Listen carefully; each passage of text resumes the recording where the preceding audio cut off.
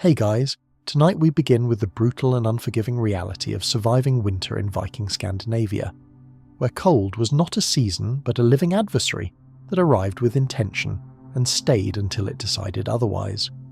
We will also spend some time with Gudrid Thorbjarnardottir, the most widely travelled woman of the entire medieval world, a person who crossed oceans and continents while history was largely looking in a different direction and forgot to write her name in the places it deserved to go.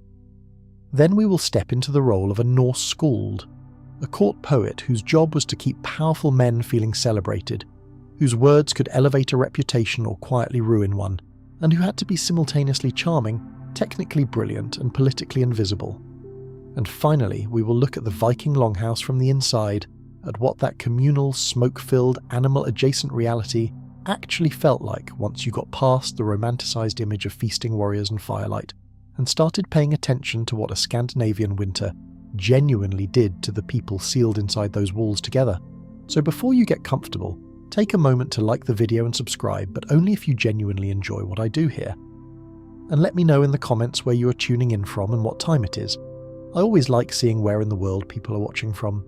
Now dim the lights, maybe turn on a fan for that soft background hum, and let us ease into tonight's journey together. You wake up, and for one brief and merciful half-second, you do not remember where you are. Then it comes back, all of it. The weight of the darkness pressing in from every direction. The cold that has worked its way through every layer you wrapped yourself in last night. Past the wool, past the linen, past the thing you were absolutely certain was keeping it out. Directly into your bones, where it has apparently decided to spend the winter, which, as it happens, is exactly where you are spending the winter too. In the north, in a land that treats warmth as something that happens briefly, in summer to other people, and has organised everything around the assumption that comfort is a seasonal visitor who does not stay. Your body registers its first complaint before you have even opened your eyes. Your hips ache, your shoulders ache. The surface beneath you is not a bed in any sense you would recognise from somewhere more forgiving. It is a wooden platform covered with dried grass and whatever animal skins were available, and not currently being used for something more essential. The straw has compacted under you overnight, because straw always compacts, because straw is not a mattress and was not pretending to be one. What was already a modest compromise between sleeping and simply lying on wood has now settled into something that is philosophically opposed to human rest. You shift your weight slightly. The straw rustles. The cold rushes in immediately to fill the gap you created between yourself and your blankets. You immediately regret the shift. You keep your eyes closed for another moment, not because you're still sleepy, but because opening them requires confronting the day, and the day, at this time of year, in this place, is not something you approach with enthusiasm. Outside, there is no gentle birdsong announcing the morning. There is wind. There is always wind. It moves across this landscape with the patient persistence of something that has been doing this for considerably longer than anyone alive can remember, and it does not care that you are tired or cold, or that you have been awake for the last hour trying to convince yourself that you are not as cold as you actually are. The wind does not negotiate. The wind is not interested in your perspective on the situation. The wind simply continues. You open your eyes. The longhouse is dark in the way that only places without proper windows are dark, which is to say completely, absolutely, with a completeness that makes darkness feel less like the absence of light and more like the presence of something else entirely. The central hearth is still producing a low, sullen glow from last night's coals, which is the only reason the space is not entirely black, and which is doing the bare minimum required to justify its continued existence. The fire has been banked down overnight, carefully, deliberately, because fire is not a luxury here. Fire is the difference between a morning and no morning at all, and everyone in this building understands that in the way you understand things that have been reinforced every single day of your life since you were old enough to register the temperature. Around you, under various layers of wool and skin and whatever else, could be piled on top of a sleeping person without actually burying them. Other people are sleeping, or pretending to sleep, or lying awake with the same expression you almost certainly have right now, which is the expression of a person conducting a silent internal negotiation about the cost of getting up versus the cost of staying where you are. There are children among them, there are dogs, there is Not far from where the humans sleep, the warm, dense, unmistakable presence of animals. Cattle, mostly, sharing the lower end of the longhouse as they do every winter, their body heat drifting down the length of the building in a way that is both entirely practical and something that takes deliberate adjustment to stop noticing. They smell exactly like what they are, but they are also warm, and in this building on this morning, warmth is not a preference. Warmth is the organising principle of all decisions. You sit up slowly. Your back protests this immediately, filing the kind of formal complaint that suggests it has been building this case for several days and is now ready to present it in full. You ignore it because ignoring it is the only available option. The cold that was pressing against you from outside your blankets is now pressing against you from all sides, and it is thorough. It finds your hands, your face, the exposed back of your neck, the place where your collar falls away from your skin. It settles over you like something that has been waiting patiently for you to surface, because it has been, and it has unlimited patience, and it has all winter. You pull your outer wrap tighter and consider your situation for a moment, the way you have been considering it every morning for the past several weeks with decreasing optimism. The fire needs attention. This is the first task and it cannot be deferred, because the coals that survived the night are a resource, and resources in winter are not things you allow to expire out of hesitation. You stand up from your sleeping platform, and the cold on the floor comes through the soles of your shoes immediately. The floor is packed earth, and it is cold in a way that goes directly upward through your feet into your legs, with a frankness that suggests the ground has decided to stop pretending it wishes you well. You move toward the hearth.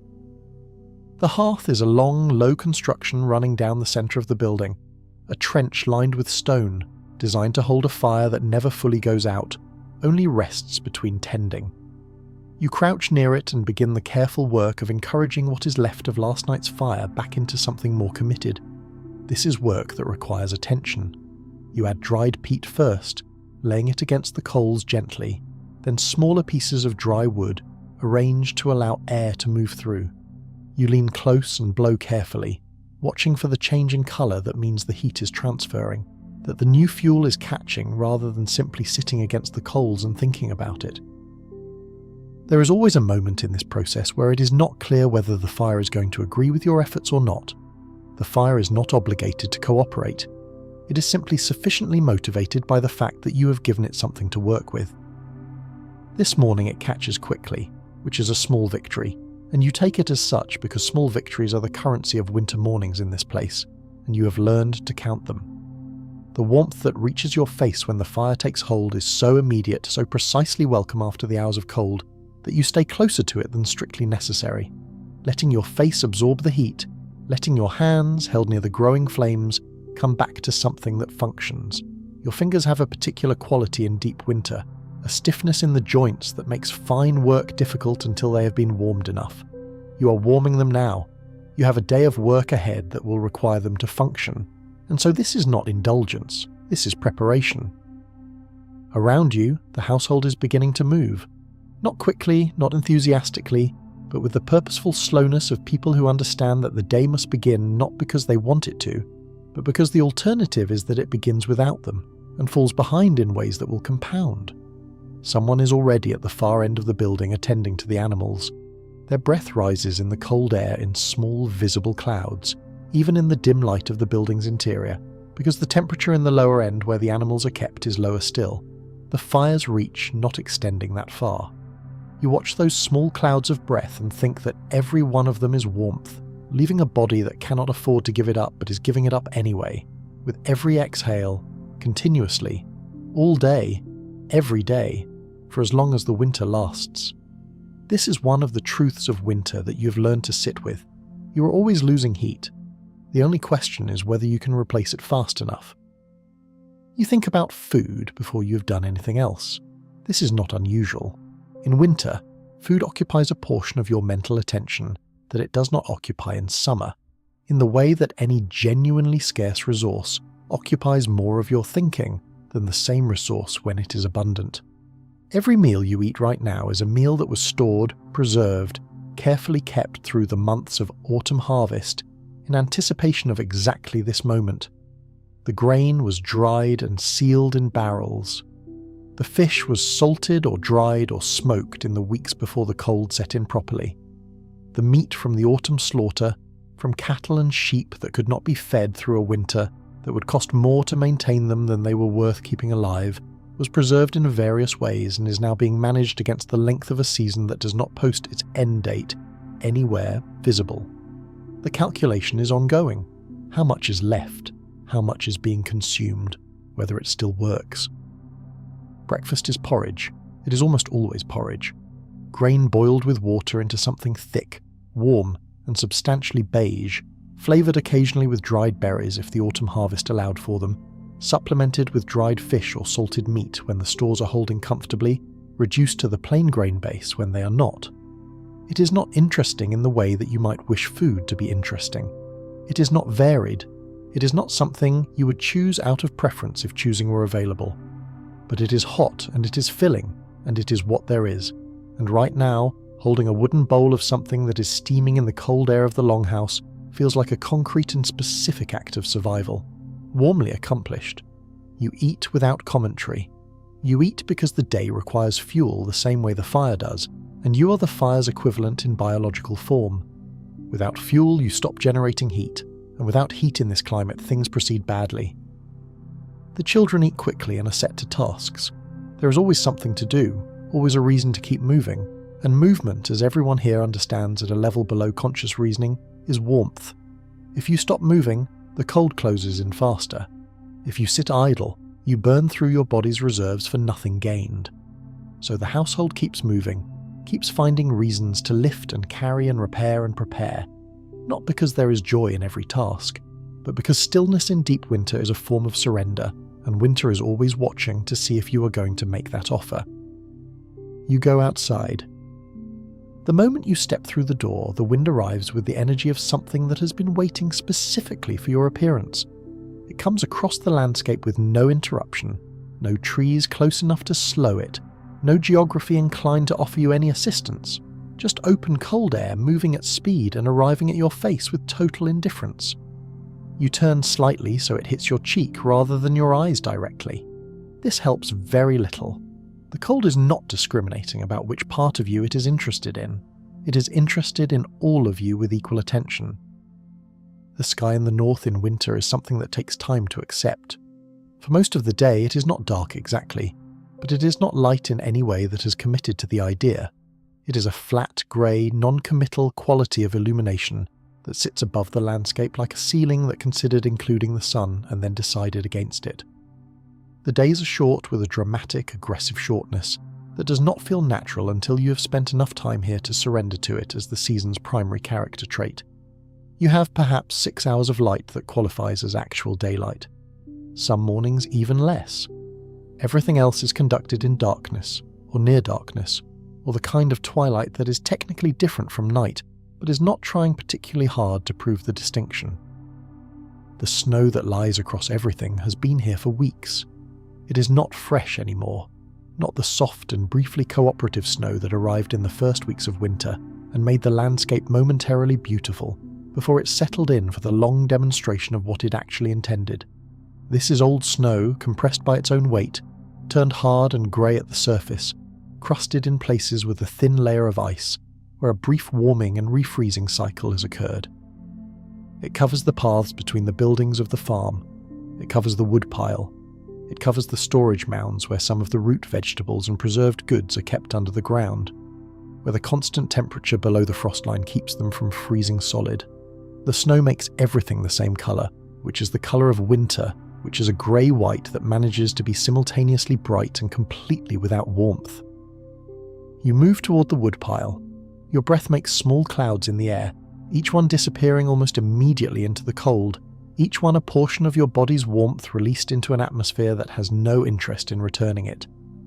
Your feet in your leather boots find the packed surface of the path, which is icy in places, and you adjust your gait to the careful, slightly wide-legged shuffle of a person who has fallen on ice already this season and has formed opinions about it. The boots are well made by the standards available to you. They are lined with wool and stuffed with dried grass for insulation. They are doing their best. The cold is still winning, but the boots are putting up a reasonable argument. The woodpile is one of the quiet centres of winter, one of the resources that everyone in the household tracks continuously, consciously or not, the way you track all things that your survival depends on, how much remains, how quickly it is going, whether what is left will last until the weather permits gathering more. The autumn was the time for this work, the weeks of cutting and splitting and stacking, the blisters and the aching shoulders, and the smell of fresh split wood mixing with the cooling air, the physical labour of preparing for a season that was always coming and never waited for you to be ready. Now you are living in the results of that preparation, and you are aware every single day that the pile is smaller than it was yesterday. This awareness is not anxiety exactly. It is something more practical than anxiety. It is calculation, ongoing, without conclusion, because the calculation will not reach its conclusion until spring arrives or it does not, and you have no say in which of those happens. You carry wood back toward the house, your arms full, your back already commenting on the situation, your breath coming in visible clouds. The cold on your face at this stage of winter is the kind of cold that is no longer just uncomfortable. It is working. It is doing something specific to your skin, a tightening, a redness that builds even as you move quickly. You get back inside, grateful for the door, grateful for the immediate reduction in wind the moment you cross the threshold, grateful for the fire, which has grown into something convincing in the time you were away and is now producing real heat. The kind you can feel from across the room, the kind that reaches your face like a greeting from the only part of the day that is genuinely on your side. This is the rhythm of a winter day in Norse Scandinavia. Not heroic, not romantic, practical, physical, relentless in its small demands, organised entirely around the single priority of keeping enough warmth in enough bodies to get everyone through to the other side. The world outside has simplified itself to the essential: food, fire, shelter. Everything else is either a luxury or a problem, and in winter there is very little space between those two categories. But the details inside that simplified world still have to be managed, and they are numerous. Cloth needs spinning. The distaff and spindle are never idle for long in a household that understands that every garment is a layer of protection against a season that is actively looking for gaps. Wool must be combed and prepared. Animals must be fed and watered even in the building, even in the cold, their care as constant as the fire's maintenance. Fishing, where ice has not entirely sealed the water, continues through winter because protein continues to matter, and the alternative of not fishing is something the stores cannot sustain indefinitely. Tools that have broken in the cold, and cold breaks things that summer would not, must be repaired. Harnesses, agricultural implements, cooking equipment, all of it wears and needs attention, and all of it must be addressed now, in the confined time available, because whatever is not repaired in winter will still need repairing in spring, when there will be approximately 3 times as much work to do, and no additional hands to do it with. And then there is what happens when the work of the day runs out, which it does, because the days are short and the evenings are very long and the darkness outside the walls is complete. The people in this building gather near the fire. They tell stories, not casually, not as mere entertainment, but with the seriousness of a culture that understands that the story is the archive, the story is the record, the story is the mechanism by which knowledge survives from one generation to the next in the absence of written text. The genealogies are recited, the old poems are repeated, the myths that explain the structure of the cosmos and the relationships between gods and mortals and the great beasts of the world are told to children who are hearing them for the first time and will be able to recite them accurately decades hence. Because this is a skill that this culture has developed to a high degree. The skill of accurate memory, of faithful transmission, of keeping the shape of a story intact as it moves through time.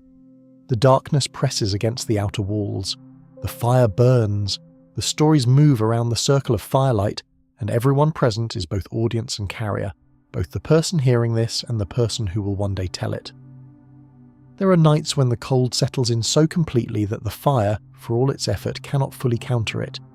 You feel this particularly when the wind picks up, because the wind finds the gaps in a building that the still air does not find, and it moves through those gaps with the exploratory persistence of something that is always looking for a way in. The walls of a longhouse are thick, but they are not sealed. In the turf constructions of Iceland, the grass that makes up the walls occasionally continues to grow, which is useful for insulation but not a reliable seal. In the timber constructions of mainland Scandinavia, the gaps between timbers are filled with moss and clay, and whatever material comes to hand, and these fillings shift and crack over time, and the cold moves into those cracks with immediate interest. You sleep in layers. Every available textile is deployed in service of the night. Wool blankets, animal skins, additional clothing worn to bed rather than removed. The sleeping platforms that line the long walls of the building are designed to put you up off the floor because the floor is the coldest surface in the building, and sleeping on it is not something you do by choice. The platform lifts you a foot or so off the ground, enough to matter, enough to put a layer of air between you and the earth. You arrange yourself within your sleeping arrangements with the careful economy of someone who has learned that every pocket of warmth that can be created and maintained is worth creating and maintaining. Some nights you wake in the middle of the night to tend the fire.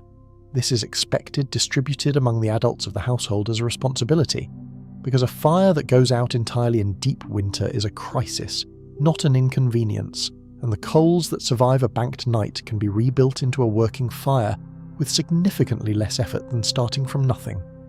Starting from nothing in the middle of winter darkness, cold and stiff, and working by firelight alone is the kind of task that gives you a very specific appreciation for fire in a way that you cannot develop when fire is available on demand. Here, fire must be maintained. Fire is a relationship, not a feature, and like any relationship, it requires attention to continue. The months of deep winter have a particular quality that becomes harder to explain the more you are in them. January and February, the heart of the northern winter, are not simply an extension of December. They have an additional weight to them, a density of cold and darkness that feels different in quality from the early winter weeks when the season was still arriving and the stores were still full and the days had not yet reached their shortest point. By the time you are deep in February, you've been in this building for months. You've seen the same faces every morning. You've eaten from the same stores that are now measurably reduced. You've woken up cold and gone to sleep cold, and spent the middle of every day trying to accomplish work in a shortened window of light before the darkness came back again. The patience that winter requires of you is not a dramatic virtue. It is a grinding, accumulative, daily exercise in endurance that tests the part of you that wants things to be different from how they are. And then, slowly, incredibly, things shift. The days start to lengthen, not dramatically, not in a way you would notice if you were not watching. A few minutes more of light here, a morning that is marginally less brutal. The quality of the cold does not change, not yet, but the mathematics of it shift almost imperceptibly. The light that comes in through the smoke hole in the roof has a different angle. The sun, which in midwinter barely clears the horizon before descending again, begins to climb a little higher before it retreats. You notice these things not because you are astronomically inclined, but because you have been watching for them with the careful attention of someone for whom they mean survival, and for whom missing them would be a specific kind of despair. Spring in this latitude is not a gentle arrival. It is not a warm morning that suggests renewal. It is a gradual withdrawal of hostility, a process by which the cold becomes slightly less aggressive, and the snow becomes slightly less permanent, and the days become slightly more willing to stay. The mud that follows the early thaws is not romantic. It is deep and cold and gets into everything, and makes the paths between buildings impassable in ways that create their own complications. But the mud means the ground is no longer frozen, and the ground no longer being frozen means things can grow, and things growing means that the terrible arithmetic of the stored food, that anxious mathematics of how much is left against how long until the land can feed you again, is finally approaching its resolution. You walk out on the first morning that genuinely feels like the transition has begun. Not warm, not even close, but changed. The air has a different quality to it, a smell that winter air does not have, something biological and alive in it, the beginning of the processes that happen when ground temperature rises above a certain point. You stand outside for a moment longer than you need to. The wind is still present, but it has lost some of its commitment to your destruction. You breathe in, and the breath is still cold, but it is cold in a different way. You have survived winter in Scandinavia. You have kept the fire and the food and the household alive through the long dark. The woodpile is smaller than you would like it to be, and the grain stores are reduced to a degree that made the last few weeks uncomfortable, and several people in the building have been coughing since January, in a way that the cold air is not helping. But you are here. The fire is still burning, and the world outside is beginning finally to make a different calculation about you. There is a reason that people who study the medieval world often find their attention pulled north and west when they start asking which historical figures changed the shape of their world without anyone at the time writing it down properly. Some of those figures were warriors, some were rulers, some were architects of institutions that outlasted them by centuries, and some were none of these things in the usual sense but moved through the world with such persistence and such breadth of experience that the geography of their lives reads like something designed to make a point about human capacity. Gudrid, if you like the video so far, please leave us a like and a sub. A sub to the channel helps us make more videos for you to watch and keep the channel alive. Gudrid Torbjarnardóttir was one of those people. And the most interesting thing about her name, beyond everything it represents, is that most people who consider themselves reasonably well informed about medieval history have never heard it. She was born in Iceland, probably somewhere in the last decade of the 10th century, into a world that was itself only a generation or two removed from its founding.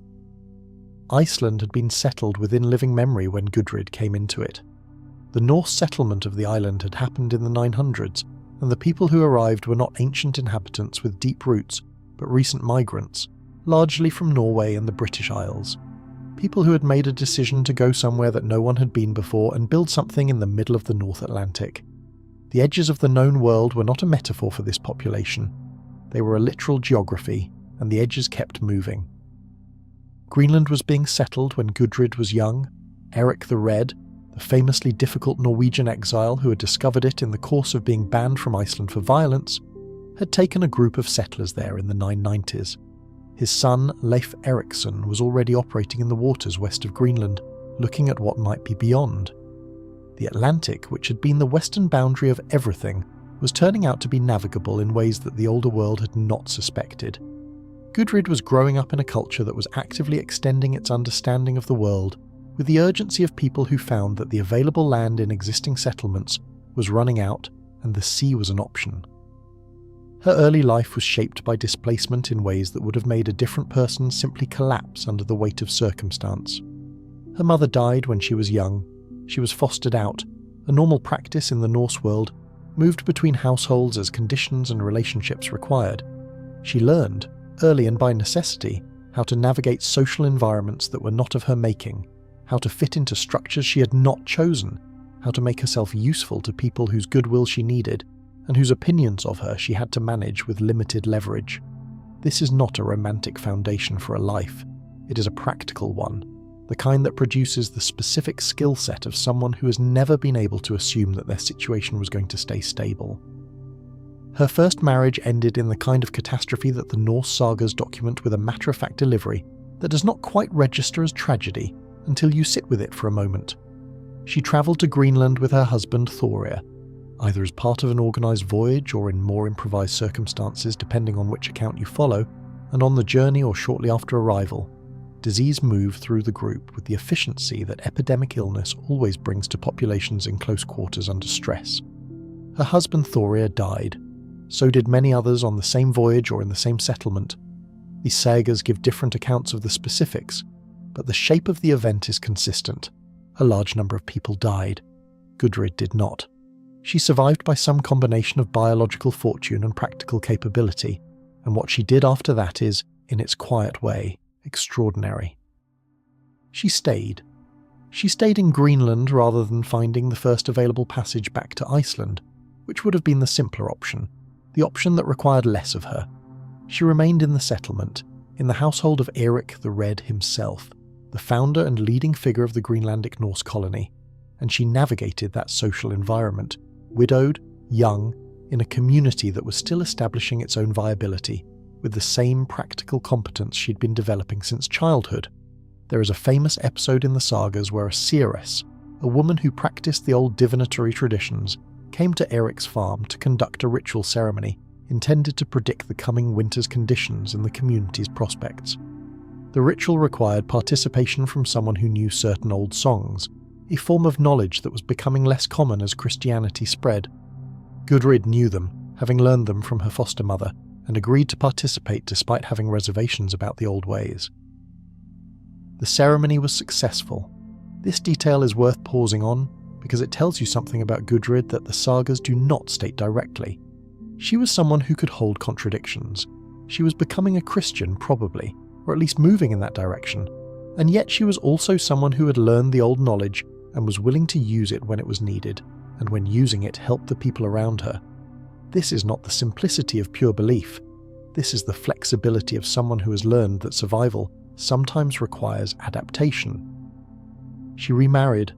Her second husband was Thorstein Eriksson, one of Eric the Red's sons, and the plan was an expedition to the western lands that Leif had reported finding, the place he had called Vinland, with its self-seeding grapes and its timber and its apparent possibilities.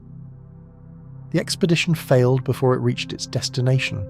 Bad weather and navigational difficulty kept them from making landfall in the west, and they ended up overwintering in a part of Greenland that was not prepared for the number of people who arrived. Disease moved through this settlement too, the way disease did in the Norse world whenever populations were stressed and close together, and the winter was doing what winter did. Thorstein Eriksson died. So did many others. Gudrid survived again. At this point in her story, the word again carries a weight that the sagas do not quite name, but that you feel building.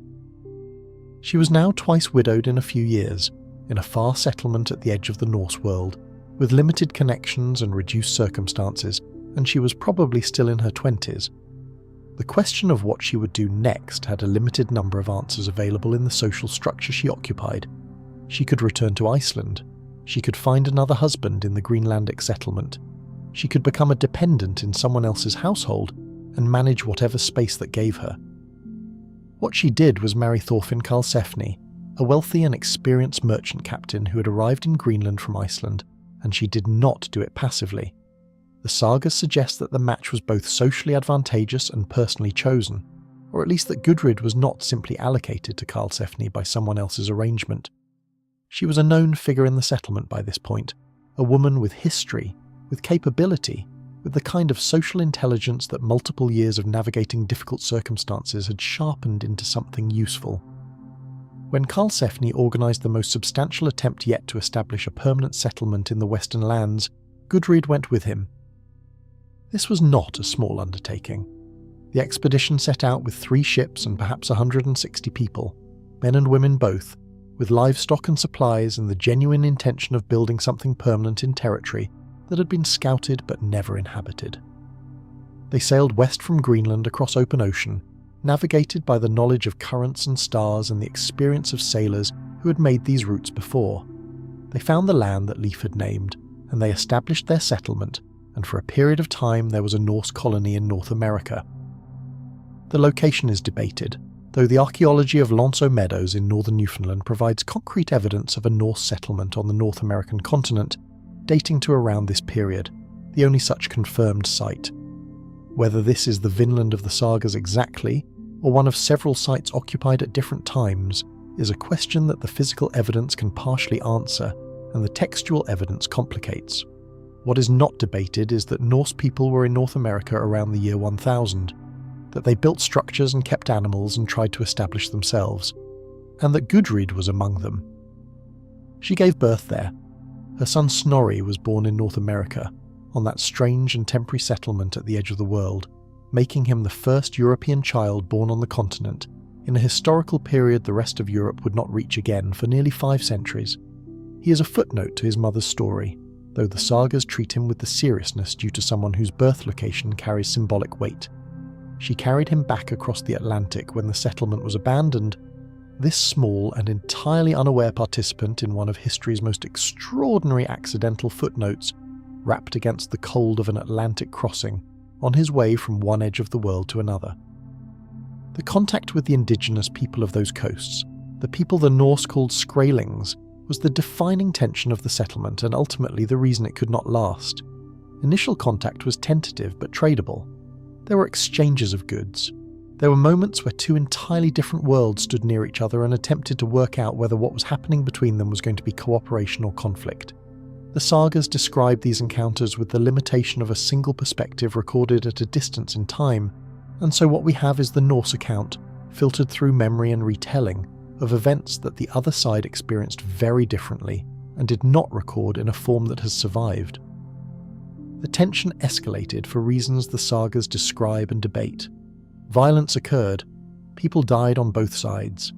The Norse settlement, which had never been large and which was sustained entirely by supply lines across thousands of miles of open ocean, could not maintain itself against the hostility of a much larger indigenous population that had every reason to regard these newcomers as a problem rather than an opportunity. Karlsefni made the decision to abandon the settlement.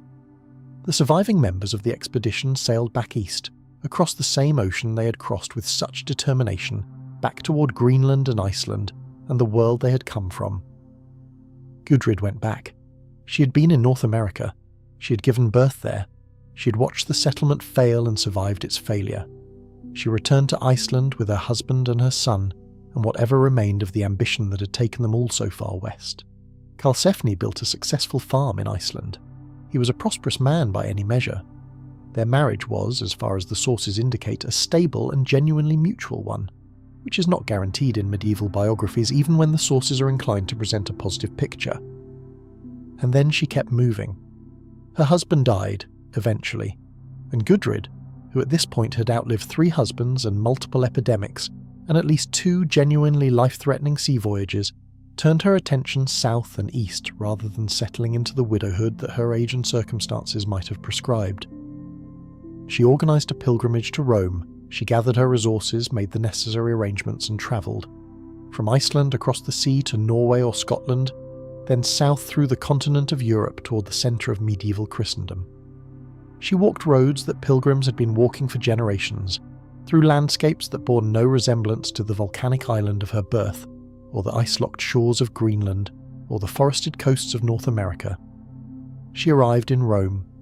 The woman from the far north, who had sailed to the edge of a continent no Roman cartographer had ever imagined, walked into the city at the centre of the world as the medieval world understood it, and was received with what the sagas describe as notable honour, an audience with the Pope himself, though the specifics of this claim are treated with appropriate scholarly scepticism given the hagiographic tendencies of later saga composition.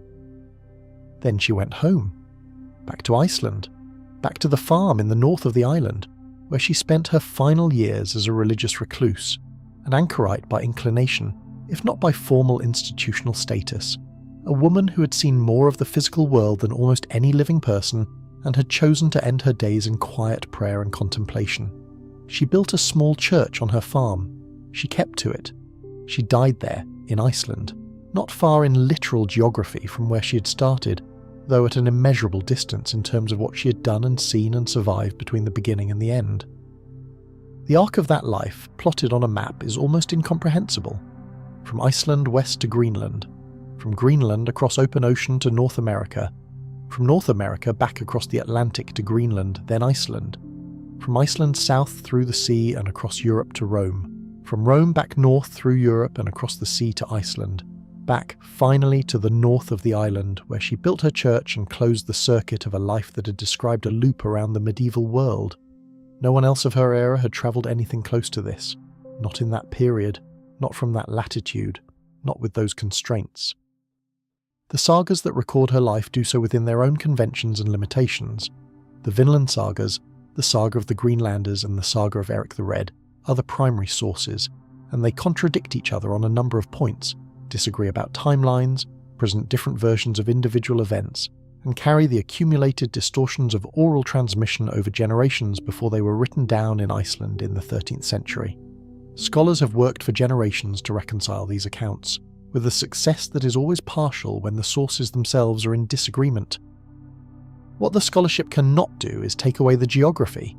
The places were real, the ocean crossings were real, the settlement at the edge of North America was real, confirmed by physical evidence at Lonso Meadows in a way that puts the basic fact of Norse presence in the Americas beyond reasonable dispute.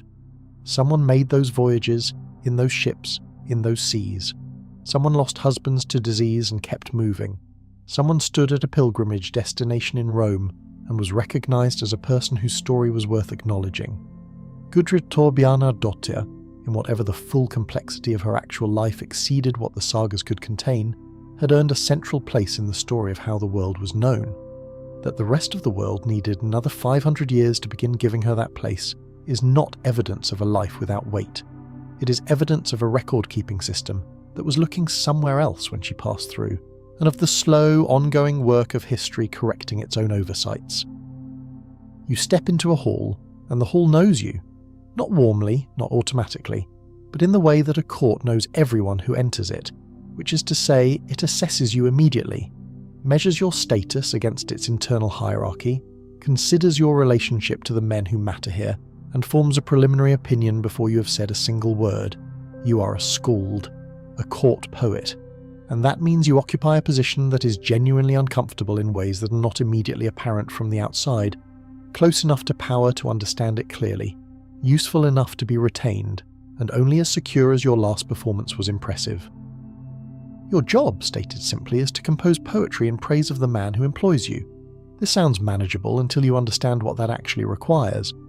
Norse skaldic poetry is not a casual or accessible art form. It is among the most technically demanding poetic traditions in the entire medieval world, a form operating under formal constraints so rigid and so layered that composing a single stanza correctly requires the simultaneous management of syllable count, specific stress patterns, end rhyme between lines in a defined scheme, internal rhyme within lines at precise positions, alliteration falling on specific syllables in a defined arrangement, and the correct and fluent deployment of kennings, those compound metaphorical phrases that serve as the essential vocabulary of the tradition, and without which a poem in this form does not cohere. A kenning is a two-part compound that replaces a simple noun with an image. The sea is not the sea. It is the whale road, or the horse of the oar, or the eel home. Blood is not blood. It is the sweat of the sword, or the dew of the wound, or the reddener of the wolf's jaws. Fire is not fire. It is the destroyer of the wood, or the bane of the forest, or the light giver of the hearthrug. There are hundreds of these in common use, and a skald learns them the way a craftsman learns the properties of his materials, deeply, automatically, with the ability to deploy them without conscious deliberation, while simultaneously managing 5 other levels of technical constraint. Beyond the known kennings, a skilled skald composes new ones, constructs images that have not been used before, and that work within the tradition's logic while adding something fresh. And this original construction has to be done under the pressure of needing to finish the poem before tonight's feast. You have been composing since you woke up. You have been composing in the way that trained poets compose, which is to say continuously, as a background process, running through lines and rejecting lines, and returning to lines that had a quality you wanted to preserve even when the surrounding structure was not yet working. This process is happening while you eat, while you attend to the various duties of the day, while you speak to people about things that are not poetry. It is happening now, as you sit in a corner of the hall where the preparations for the evening are already underway.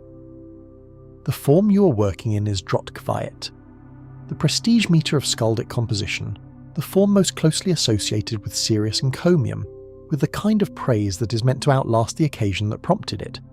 Each stanza consists of 8 lines. Each line contains 6 syllables.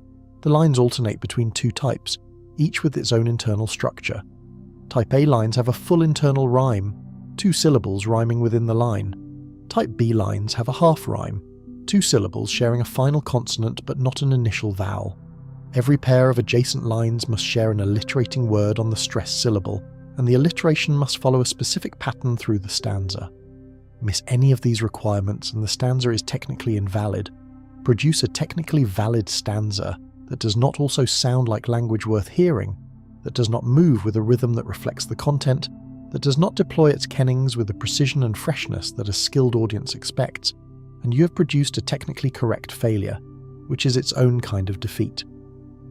You're working on the 4th stanza of the poem you will deliver tonight. The first 3 are solid. The second stanza in particular has a kenning in its 3rd line that you're quietly satisfied with.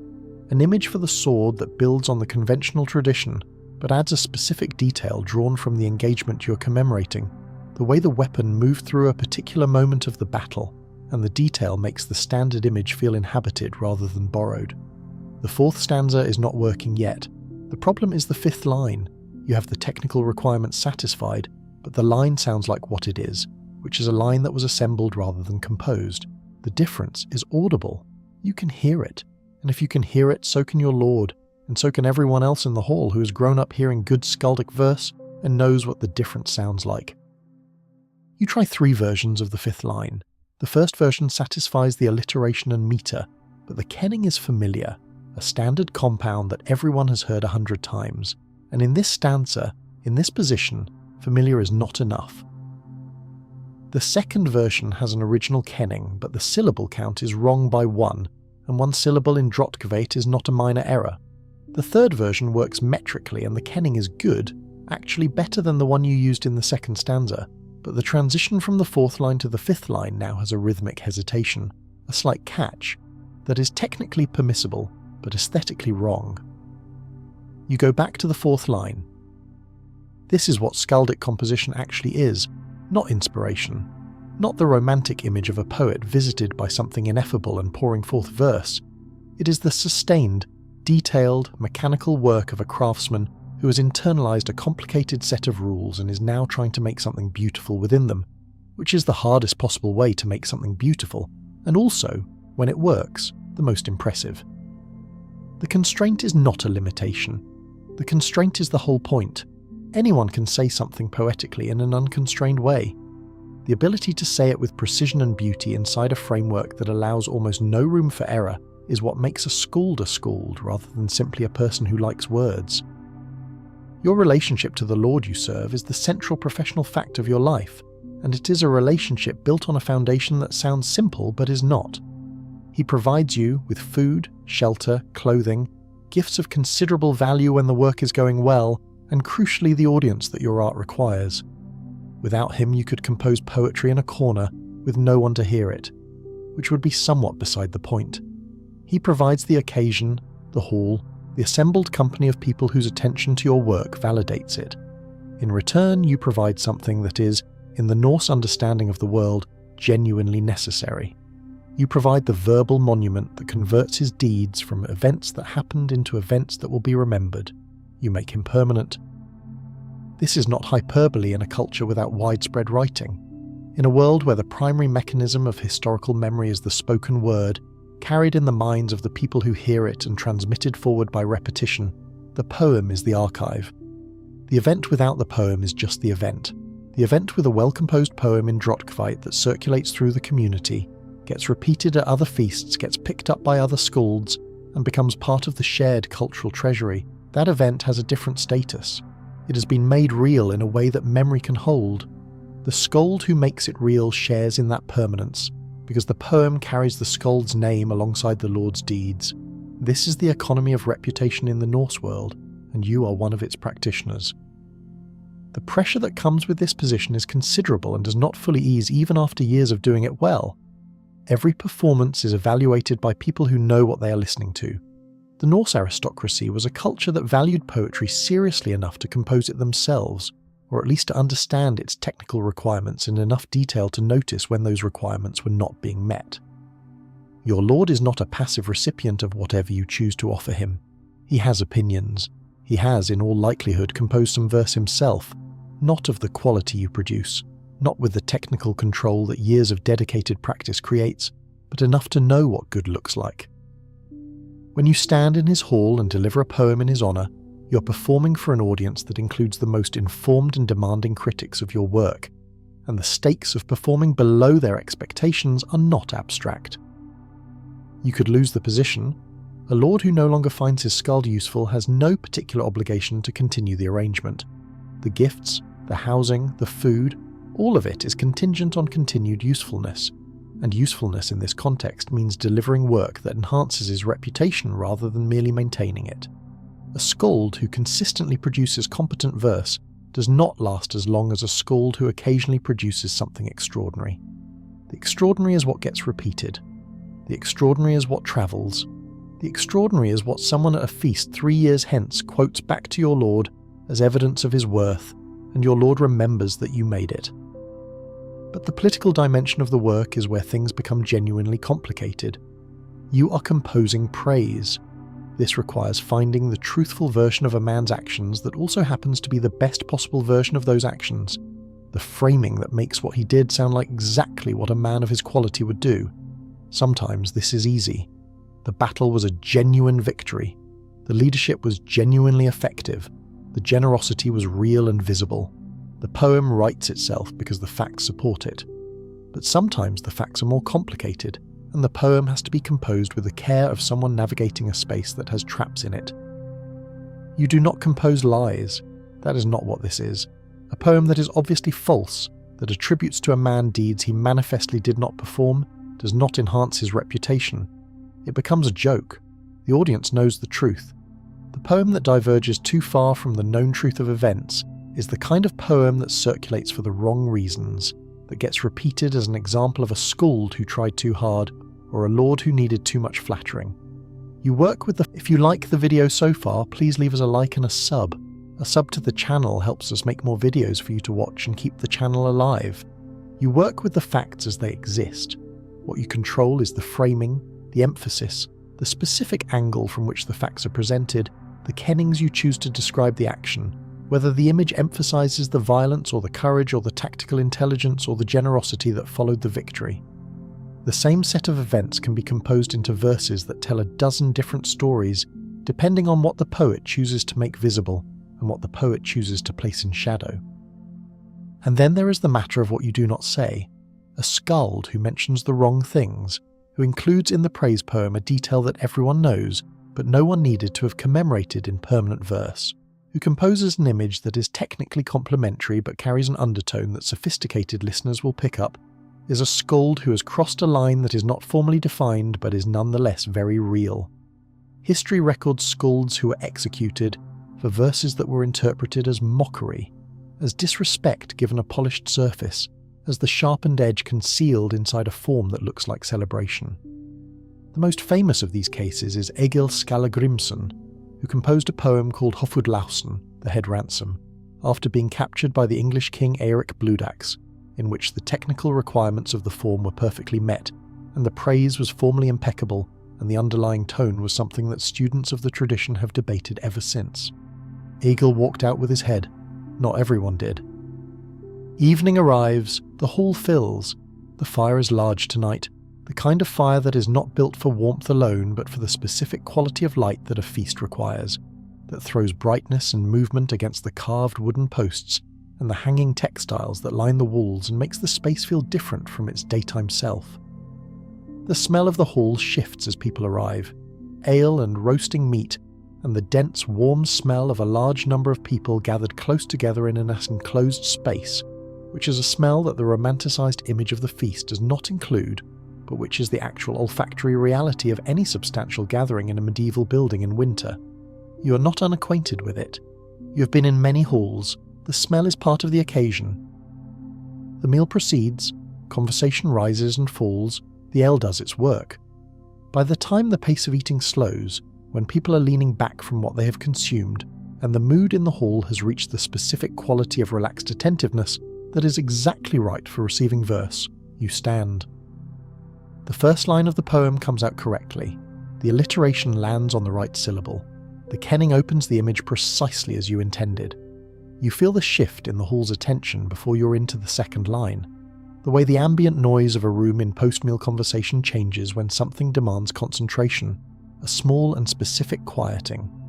Your lord is watching you without appearing to watch you, which is the correct way to receive verse in public, the posture that suggests you're simply present for whatever happens and are not particularly invested, while the set of his shoulders and the stillness of his body tell a different story.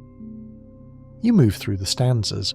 The problem stanza that took you most of the afternoon to resolve delivers correctly, the fifth line landing with the rhythm you finally found after the third attempt, the kenning you chose sitting in it with the freshness you were looking for. You know it is working because of a barely perceptible shift in the hall. Not applause, not commentary, just a slight increase in the quality of the silence of people who are fully attending.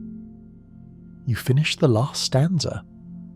The silence holds for a moment, the silence that follows something that has gone well, as distinct from the uncomfortable silence that follows something that has not, as a clear winter sky is from an overcast one. Then voices rise. You hear the kenning from the second stanza being repeated by someone near the fire. Your lord's eyes find yours briefly. He nods. It is not demonstrative. In this cultural space, demonstrative approval at a feast would be the wrong register entirely. The nod is worth considerably more than a shout. You will be paid for this. The gift that comes after a successful poem is part of the arrangement, and the gift tonight will be substantial because the poem was good and everyone in the hall knows it. But you will also start the next poem tomorrow. There is always a next poem. There is always an occasion requiring commemoration, always a deed needing a permanent form, always someone in the hall who needs to be told that what they did matters enough to be remembered. The Skald's work does not conclude. It only continues, one stanza at a time, one hall at a time, building the permanent record of a culture that has no other way to be permanent. If you asked someone who had never visited one to imagine a Viking-age longhouse in winter, you would probably receive something picturesque. A great hall, impressively built with high roofs and carved decorations and a central fire that throws its warm light across benches full of warriors and their families, gathered for the kind of comfortable communal living that the image of Norse culture tends to project. Hounds near the hearth, ale in plentiful supply, a skald performing somewhere in the background. The impression is of warmth and community, and the satisfying security of walls between people and weather, of a world that has mastered its environment enough to rest comfortably within it. The archaeology and the more careful reading of the textual sources produce a somewhat different picture. Not entirely opposite, not without its genuine warmth and communal quality, but different in ways that are important for understanding what the longhouse actually was and what it actually required of the people who lived in it. The longhouse was the central domestic unit of Norse and Germanic Scandinavian culture for centuries before the Viking Age, and continued through it, adapting in form across different landscapes and different available materials, but maintaining its essential character. It was long, typically ranging from 15 to perhaps 80 metres in length, depending on the wealth and status of the household, though most working farms would have been on the smaller end of that range. It was narrow relative to its length.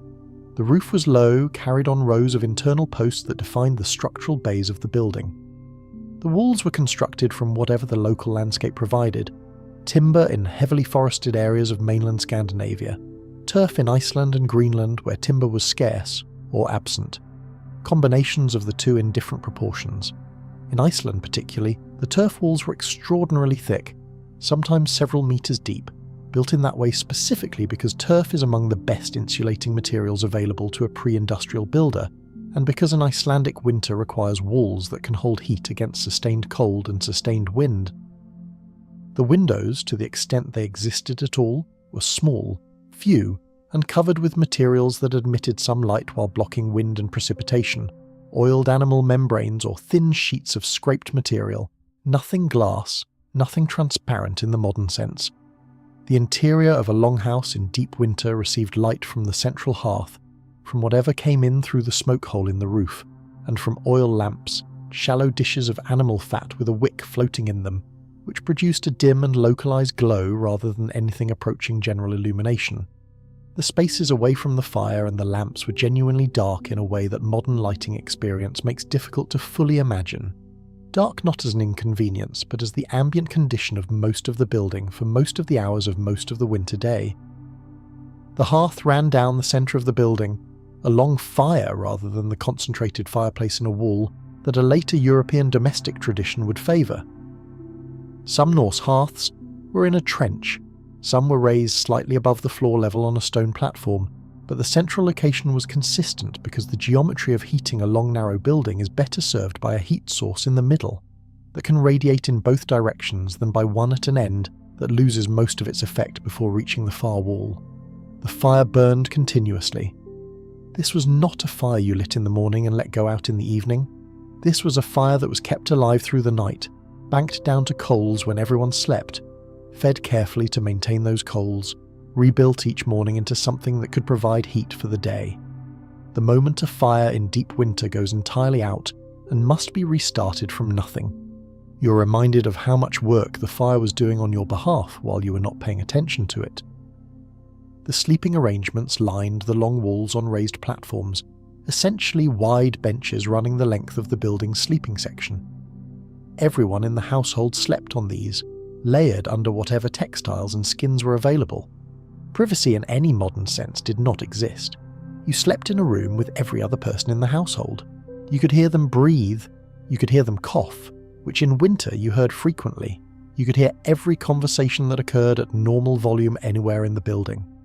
The social management of this proximity was part of the skill set required to function in this environment, and it was a skill that the culture had developed over generations of living in exactly this way.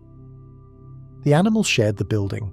This is one of the details that the romantic image of the longhouse tends to elide, partly because it complicates the aesthetic and partly because it implies things about the smell and the general conditions of the space that are less appealing than the firelight nail version. In the Norse longhouse, particularly in Iceland and Greenland, where the winters were severe enough to make outdoor sheltering of livestock genuinely dangerous to those animals, the cattle, sheep and other livestock occupied one end of the building, separated from the human living space by a partition, or simply by the functional division of the floor plan. Their body heat was a genuine and calculated contribution to the overall warmth of the structure. A cow produces a significant amount of thermal output continuously simply by existing, and in a building where the thermal equation was always tight, that contribution was not incidental. It was included in the design. You shared your home with your animals in winter, because the arithmetic of survival required it, and because the animals needed the shelter as much as you needed their heat. The smell. The Norse sources do not discuss it because it was the background condition of existence, and not remarkable in the context of a world where this was simply how buildings smelled in winter.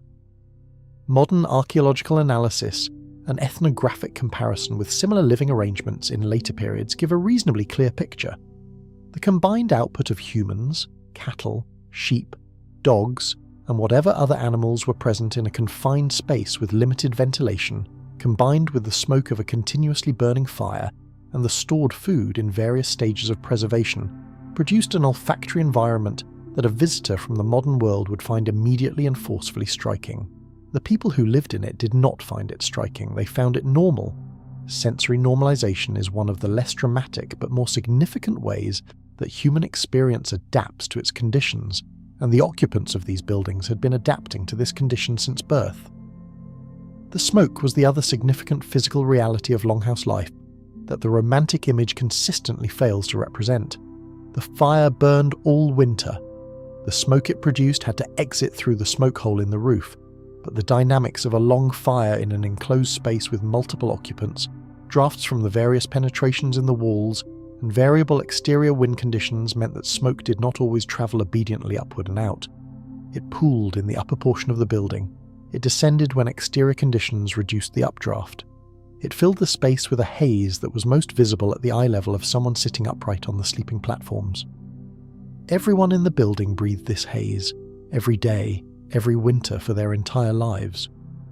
Modern analysis of skeletal remains from Norse-era sites has found consistent evidence of respiratory pathologies consistent with chronic smoke inhalation, soot particles in the lung tissue, inflammatory changes in the respiratory tract. The physical evidence of a body adapting to an environment that was doing it harm even while providing the warmth that kept it alive. Eye irritation was common, chronic cough was common.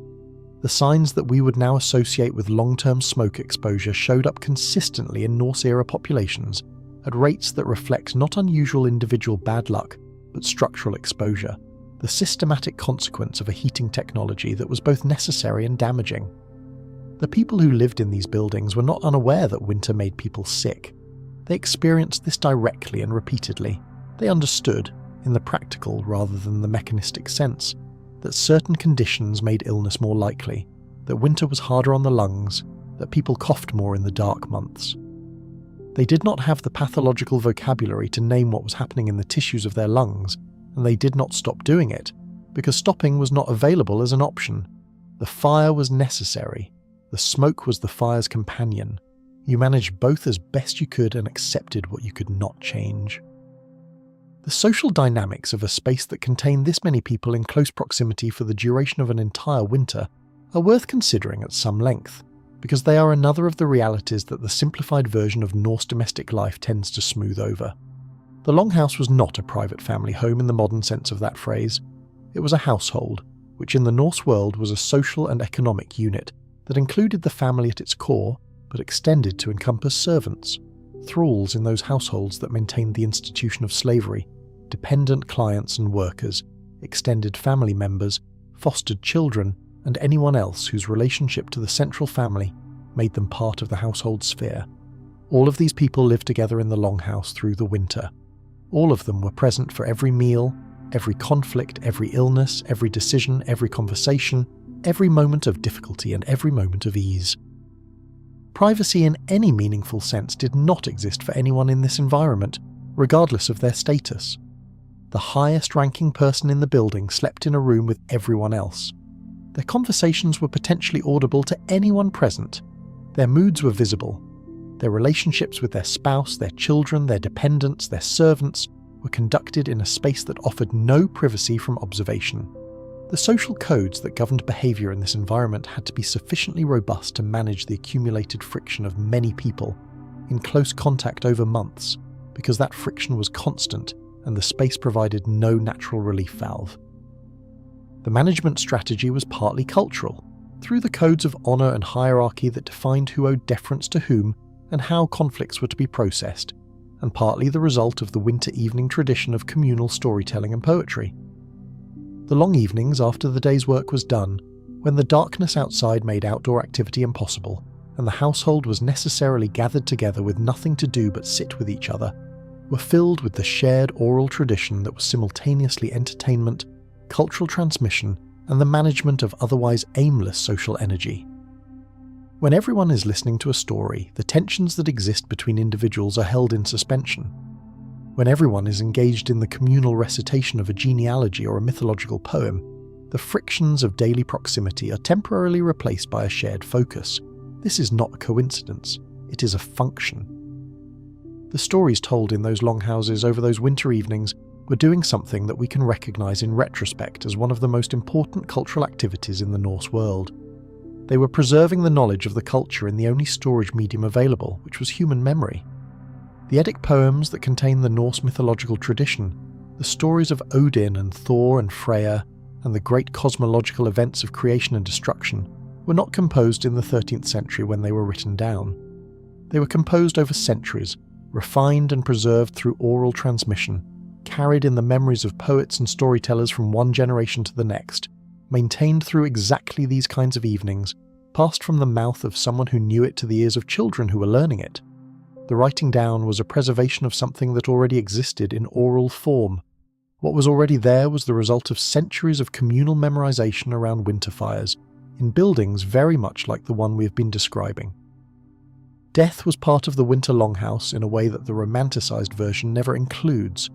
The same conditions that the building was designed to manage, the cold, the close quarters, the stress on the body from months of hard physical labour on reduced nutrition, were also the conditions that found the most vulnerable people in the household and created consequences. Infants were at particular risk. The first year of life was the most dangerous in any pre-modern context, and the additional stresses of a northern winter on a small body made that danger sharper. The elderly, whose ability to maintain body heat was reduced and whose immune function was declining, were at risk. People who were already sick when winter arrived had only the building's warmth and the household's care to rely on, and in the absence of effective medical treatment, those resources were sometimes sufficient and sometimes not. The Norse world had a practical relationship to death that was different from the relationship our modern, medically insulated experience tends to produce. Death was present in a way that made it familiar. You had likely seen people die before you were an adult. You would likely see more.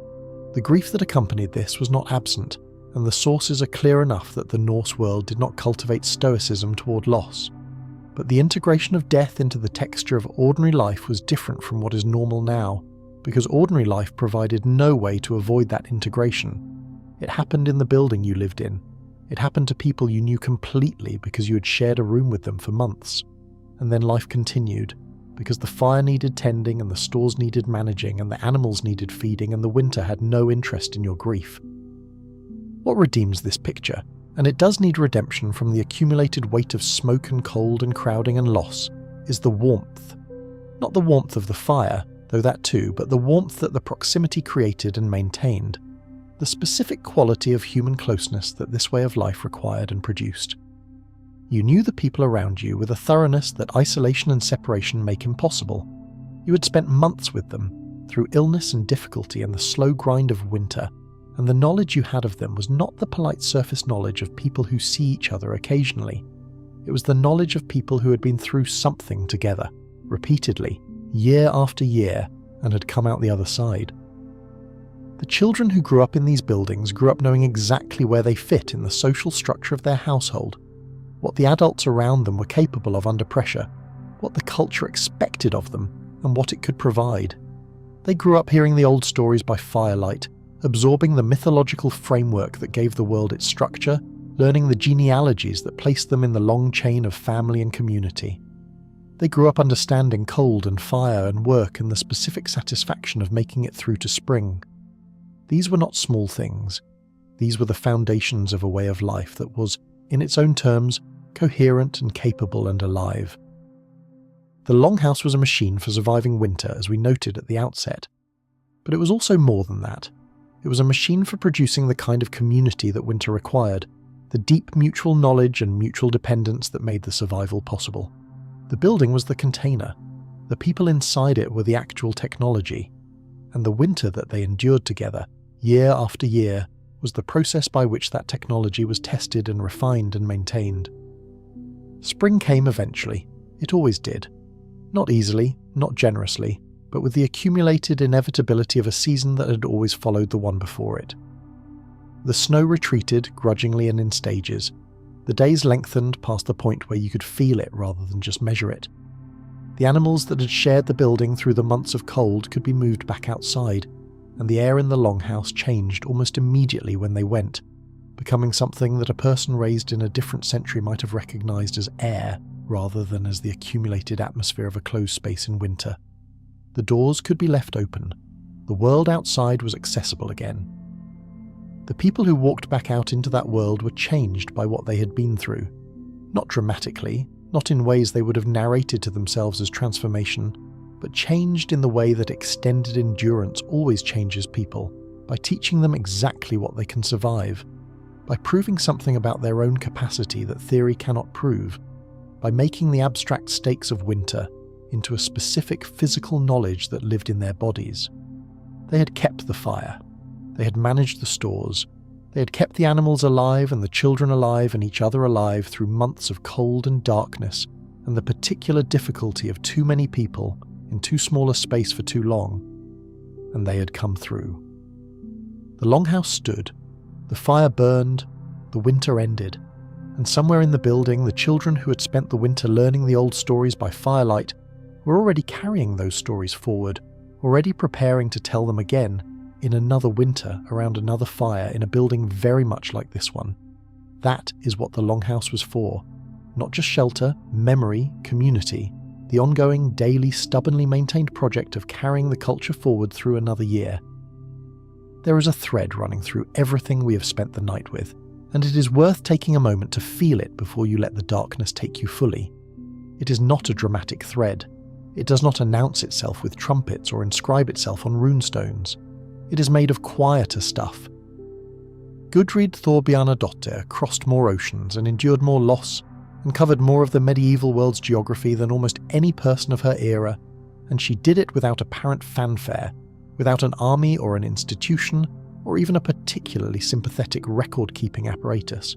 She did it because circumstances required it, and because she was, by nature and by formation, someone who kept moving when the alternative was to stop and not start again. The people in the Scandinavian longhouse kept the fire burning through the long dark months, managed the stores with the careful arithmetic that survival requires, endured the smoke and the cold and the proximity and the grief, and came out the other side every spring. The skald stood in the hall and delivered a technically perfect poem under pressure to an audience that included the most demanding critics of his work, and he did it because the work mattered, because the poem was the mechanism by which the moment became permanent, and because the culture he served had decided that permanence was worth the difficulty of producing it. All of these people, across their different roles and different centuries and different scales of ambition, were doing the same fundamental thing. They were maintaining something in the face of conditions that were constantly trying to dismantle it. Warmth, memory, reputation, community, the continuous, unremarkable, essential project of keeping things going when the easiest option was to let them stop. This is the history that does not get carved into monuments very often. The history of the fire being tended, of the stores being rationed carefully, of the poem being composed under pressure and delivered correctly, of a woman sailing back across the Atlantic with her small son and her losses and her extraordinary catalogue of survival. We tend to remember the dramatic events, the battles and the treaties, and the moments when the historical record produces a name attached to a clearly decisive act. But underneath all of those events is this layer, the layer of daily endurance, of systems maintained by the consistent effort of people who did not imagine that anyone would be interested in what they were doing, who were simply doing what the situation required and hoping it would be enough. If you like the video so far, please leave us a like and a sub. A sub to the channel helps us make more videos for you to watch and keep the channel alive. It usually was, not always, not without cost. But usually the fire kept burning and the stores held out and the spring came and the people who had endured the winter walked back out into it and began the work of the year again. That stubbornness, that quiet and unremarkable persistence is what the whole of human history is made of at its foundation. The extraordinary sits on top of it, but nothing sits without it.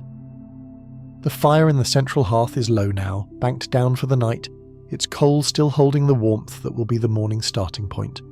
The wind moves outside the walls looking for a way in, finding the same small gaps it has always found, moving through them with the patience of something that has been doing this longer than anyone in the building has been alive. The people in the sleeping platforms are still, their breath rising in small visible clouds even in the warm centre of the space. Each breath a reminder that warmth is not a state you achieve but a process you maintain. They are maintaining it. They have been maintaining it all winter. They will continue. You are warm. The night around you is quiet and the darkness is complete. The fire is low but present.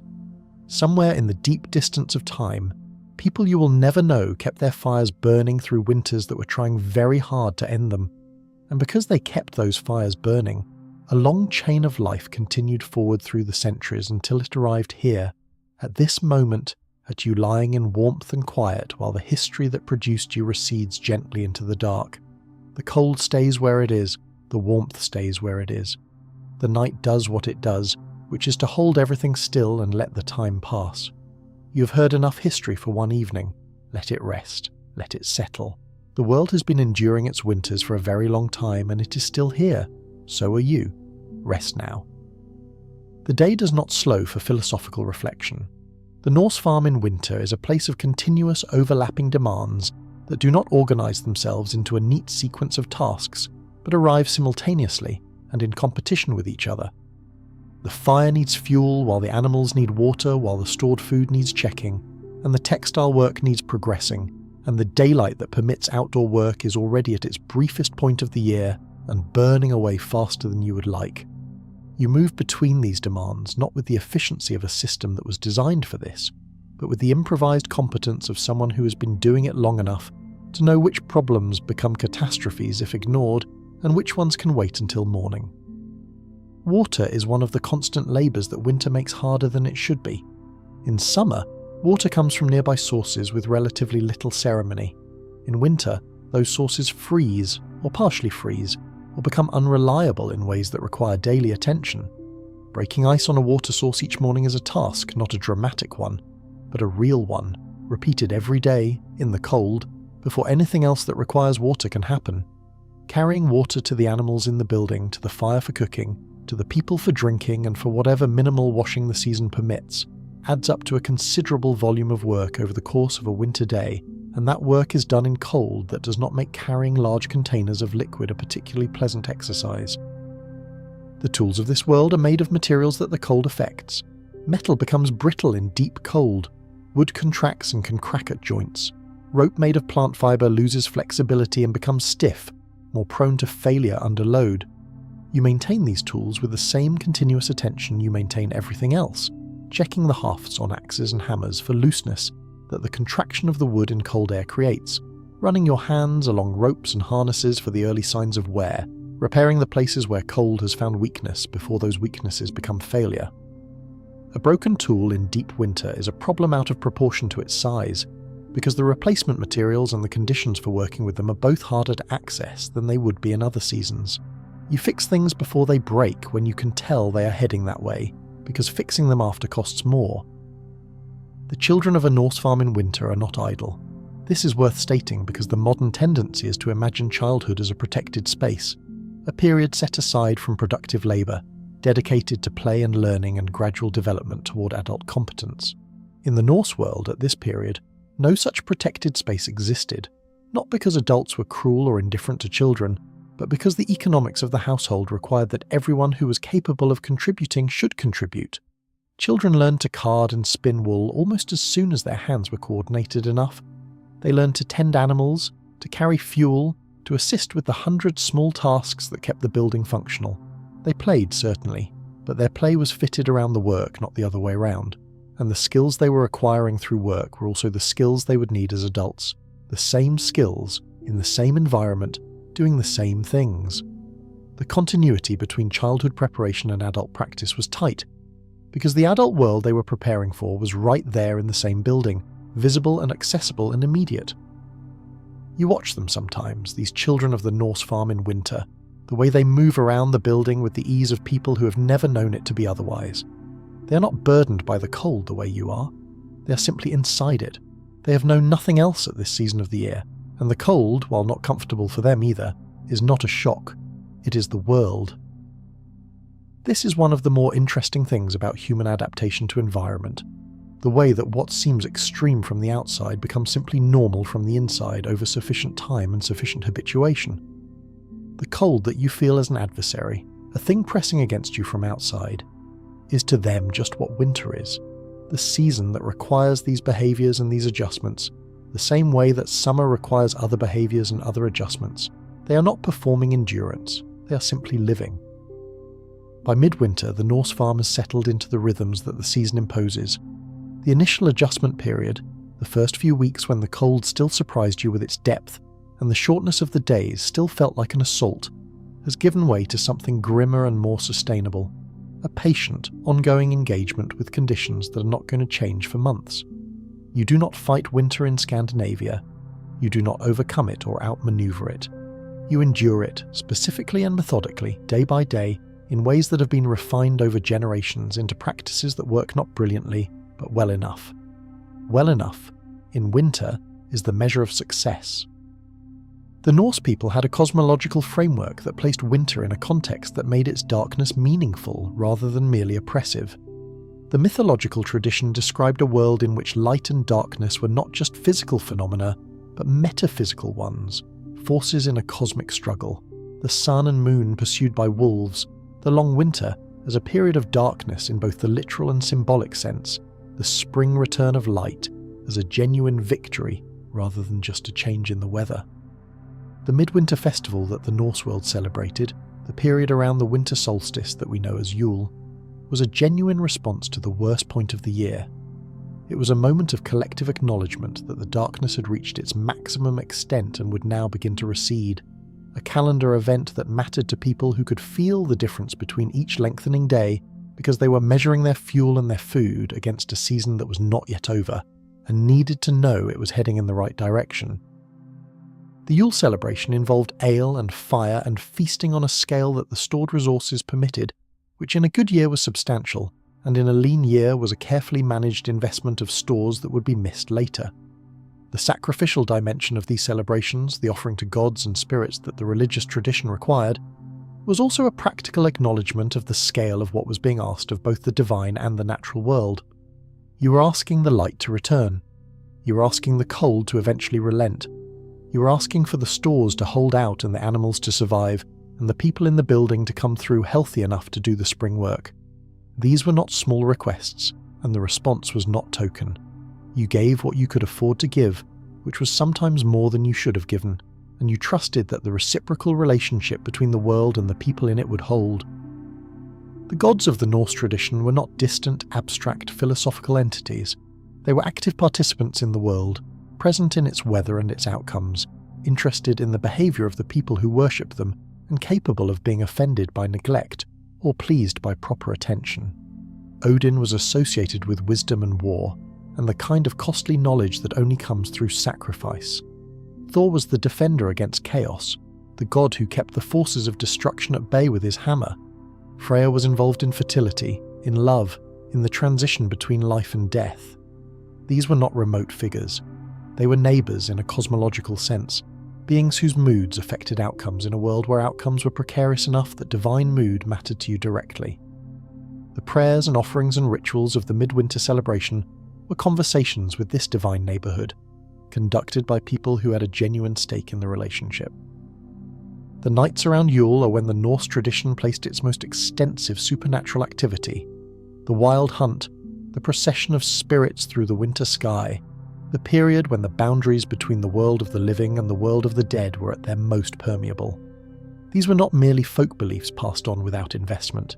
They were part of the cosmological system that made the winter legible, that gave the darkness a shape and a name and a place in the larger story of how the world worked. People who understood the winter as a cosmologically significant period, as a time when the forces of cold and darkness were at maximum power before the slow return of light, were not simply enduring a meteorological event, they were participating in a story, and participating in a story is meaningfully different from simply suffering. The craft work of winter had its own rhythms and its own expertise. Textile production, which ran continuously through the dark months because the dark months were when time could be given to it, was a skilled labour that produced results that had practical and economic value. Good wool cloth was a commodity. Well-made garments were a form of wealth. The women and girls of the household who spent the winter months spinning and weaving and sewing were not engaged in make-work designed to keep them busy. They were producing things of genuine worth, both for the household's own use and potentially for trade. The textile arts of Scandinavia in the Viking Age were technically sophisticated, capable of producing cloth of remarkable quality, and the people who practiced them had invested years in developing the skill to do so. This was not simple work dressed up in the language of craft. It was actual craft, requiring knowledge and judgment and practice, and the winter months were when it was done. Wood carving was another winter occupation, the production of decorative and functional objects during the months when agricultural work was impossible and the hands needed something to do. The carved objects found in Norse archaeological contexts, the decorated boxes and combs and implements and the elaborate ornamental work on ships and buildings, were not produced in spare moments. They were the result of sustained skilled labour conducted by people who had both the time and the expertise for it. Winter gave the time. A lifetime of apprenticeship and practice gave the expertise. The long dark evenings around the fire, which might otherwise have been simply endured, were the setting in which a significant portion of Norse material culture was produced. The Norse understanding of hospitality meant that a stranger arriving at a farm in winter was theoretically owed shelter and food, regardless of the season's constraints. The sources are full of episodes in which this obligation was honoured or violated, and the consequences of violation were serious in a culture that took its social obligations seriously. But the reality of winter on a working farm meant that this hospitality was extended from a position of resource limitation rather than abundance. You gave what you had, you shared what you could. But the calculation of what you could afford to share, without endangering your household's own survival, was always present, always running in the background. The genuine generosity that Norse hospitality represented was not unlimited. It was calibrated, consciously or unconsciously, against the reality of stores that had to last until spring. Illness in winter had a quality that illness in other seasons did not have. In summer, a sick person could be managed more easily, with the additional food and rest and fresh air that warmer conditions permitted. In winter, a sick person was a problem for the entire household, in a way that was structural rather than merely personal. They consumed resources without contributing. They required attention that the other members of the household needed to give to the work of surviving. And depending on the nature of the illness, they represented a risk to others in a building where everyone was in close contact, and there was no meaningful way to isolate a sick person from the rest of the group. The Norse farm household in winter had no options resembling a separate sick room, no possibility of the kind of quarantine that modern medicine recommends, no access to treatments that would have made infectious illness reliably manageable. You did what you could. Sometimes what you could do was enough, sometimes it was not. The relationship with the animals shared the building had a texture that went beyond their practical utility. You knew these animals individually, in the way that you know anything you spend this much time in proximity with. You knew which cow was prone to anxiety when the building was noisy. You knew which of the sheep was most likely to be ill by midwinter and needed watching. You knew the sounds they made and what those sounds meant, the difference between normal overnight shifting and something that required getting up to check. They were not pets in the modern sense, not kept for companionship, but they were individuals in your world, named entities with known personalities, and the loss of one was not simply a loss of a food resource. It was the loss of something that had been present in the building with you through the months of cold, a familiar presence that had its own place in the ecology of the longhouse. Eventually, after the weeks of deep winter had passed their worst and the days had begun their almost imperceptible lengthening, a change occurred that is difficult to describe with precision, but that people who have lived in high latitudes recognize immediately. The quality of the light shifts before the temperature does. The sun, still low on the horizon, still brief in its appearance, begins to carry a quality that midwinter light does not have. It is harder, more present. It reaches things that the grey midwinter illumination did not quite reach. You notice it first in the way it reflects off the snow, a brightness that was not there last week, a sense that the light is beginning to mean something again rather than simply being the dim alternative to darkness. This is not spring, not even close. But it is the first signal that spring is somewhere in the sequence of days ahead.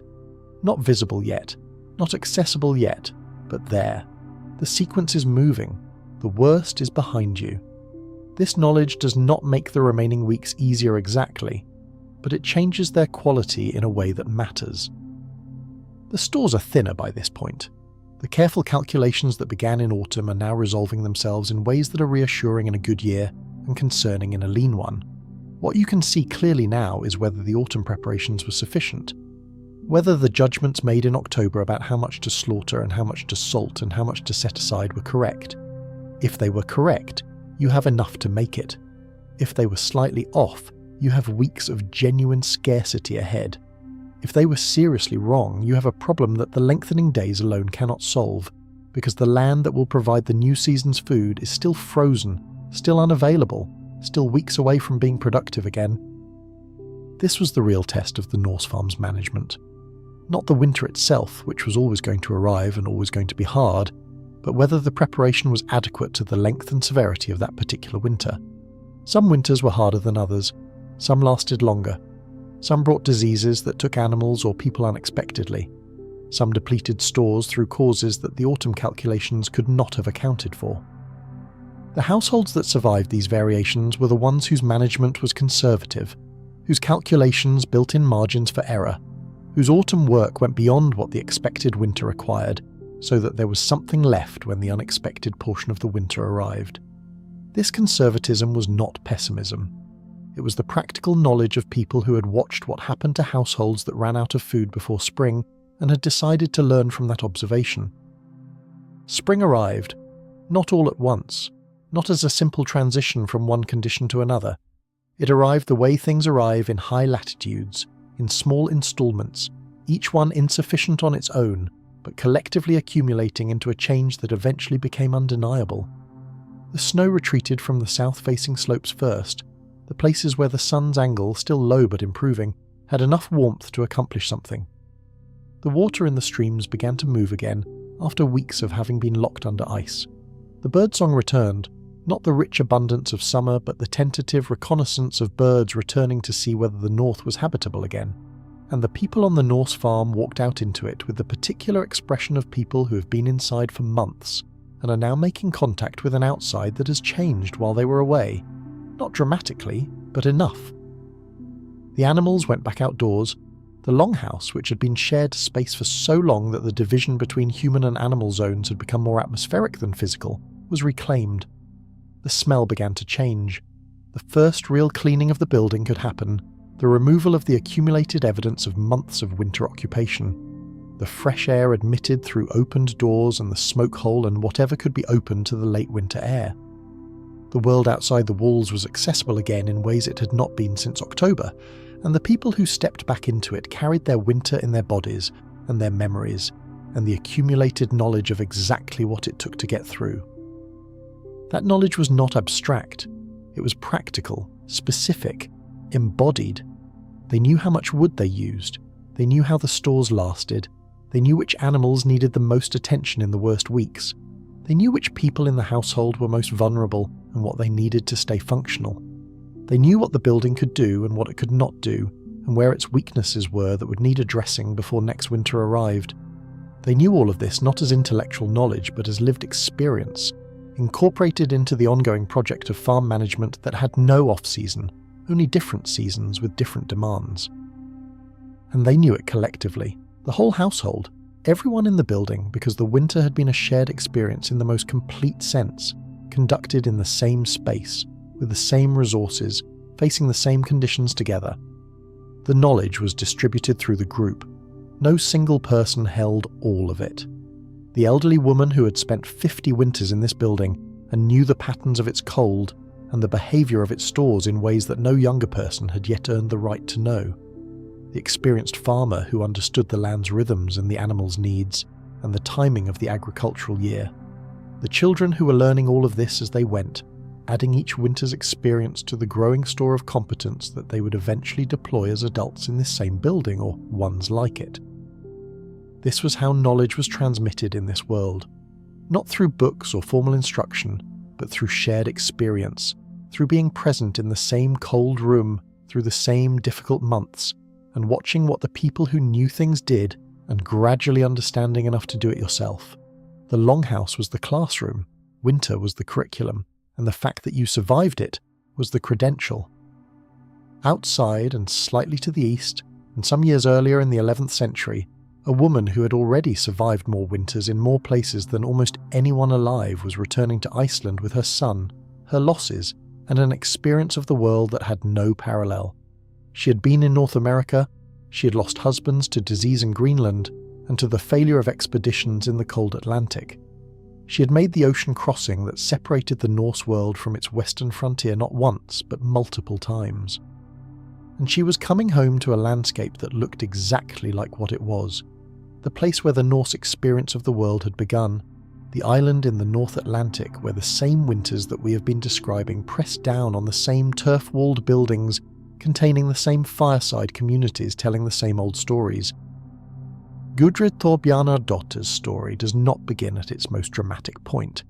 It begins in the ordinary circumstances of a Norse woman born into a world that was full of hazard and movement, and the specific kind of possibility that existed at the edges of the known world when the edges were still being defined.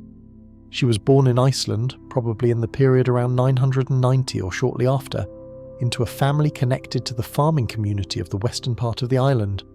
Her father was Thorbjorn, a respectable farmer of middling status, not wealthy but not poor, a man who moved between Iceland and the Greenlandic colony, and back as circumstances required, which was the kind of mobility that the Norse world treated as normal rather than exceptional. She lost her mother early, which was common. She was fostered by a couple named Orm and Haldis, which was also common, the Norse practice of placing children in households, other than their parents being a social technology, for building relationships across family groups and for distributing the labour and resources of child-rearing more broadly. Fostering was not abandonment. It was a statement of trust and connection between families, but it also meant that Gudrid grew up in a household that was not her parents' household, learning the customs and rhythms of a family that had its own particular character, developing the social adaptability that comes from having to fit into an existing structure that was not designed around you. What we know of her early life comes filtered through the saga tradition, which recorded her story a century or more after she lived it, and shaped it with the priorities and conventions of saga composition. The sagas are not biographies in the modern sense. They are narrative literature drawing on historical memory, and the distinction matters when you are trying to understand what the life they describe was actually like. The Gudrid of the sagas is a character constructed from remembered facts, transmitted oral accounts, and the literary shaping of material to fit the purposes of a narrative. She was a real person, and the major events the sagas attribute to her are broadly credible. But the texture of her daily experience, the specific quality of her inner life, is not what the sagas preserve. They preserve the outline. The filling in requires careful imagination, informed by what we know of the world she moved through. That world, in her young adulthood, was a world in rapid religious transition. Christianity was arriving in Scandinavia with the energy of something backed by powerful political forces, the conversion of Iceland occurring formally in the year 1000 at the Althing, the National Assembly, through a compromise that allowed private practice of the old ways while mandating Christian observance in public. This was not the neat and total conversion that the formal record implies. The old beliefs persisted, the old practices continued in modified forms, and the people navigating this transition were doing exactly what people always do when two belief systems coexist in the same community. They were holding both, using whichever felt more appropriate to the situation, moving toward the new with the caution of people who understood that the old had gotten them this far, and the new was not yet proven. Good. If you like the video so far, please leave us a like and a sub. A sub to the channel helps us make more videos for you to watch and keep the channel alive. Gudrid herself occupied this transitional space. She was moving toward Christianity, influenced perhaps by the direction of the larger culture, perhaps by personal inclination, perhaps by the conversion of people around her whose opinions she valued. And yet she participated in the Seeress ritual at Eric the Red's farm in Greenland, the ceremony that required knowledge of the old incantations, the songs that called the spirits. She knew those songs, she used them. And the sagas do not present this as a contradiction or a failure of faith. They present it as the action of a pragmatic, capable woman who understood that the ceremony was needed and that she had the knowledge to make it work, and that helping her community through a difficult winter was worth doing regardless of the theological complications. This is the Gudrid that the sagas give us, capable of holding complexity, capable of acting effectively in conditions that were not simple. Her first marriage, to Thora, ended in the epidemic that I described earlier.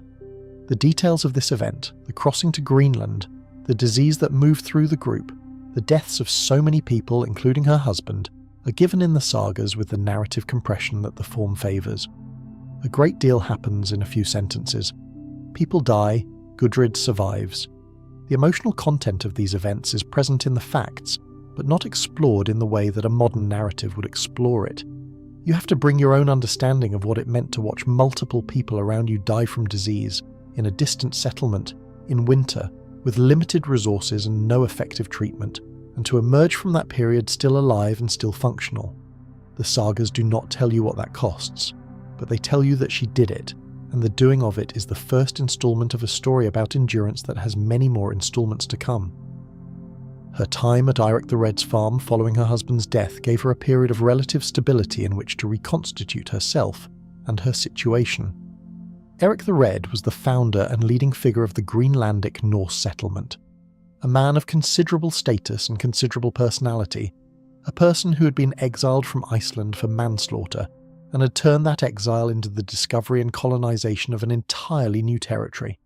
His farm was the social centre of the Greenlandic colony.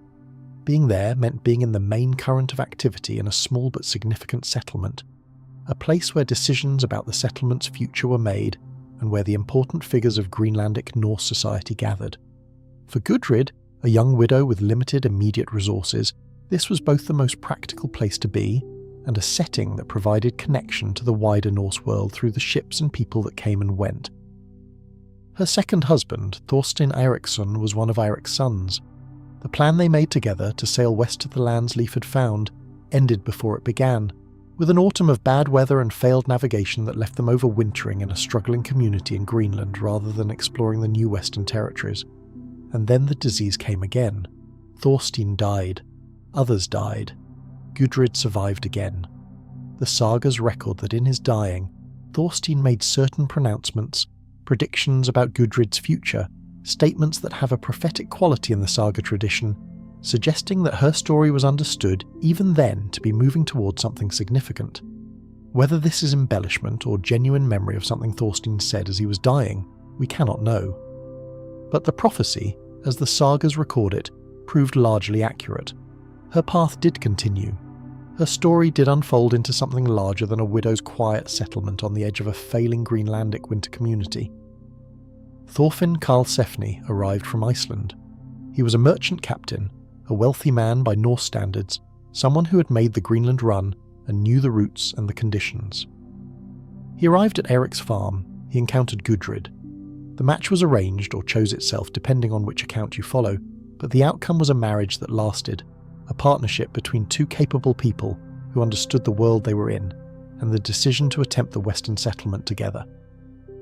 The expedition they led was the most substantial Norse attempt to establish a permanent presence in North America. 3 ships, perhaps 160 people, livestock, supplies, a genuine intention to build something that would last.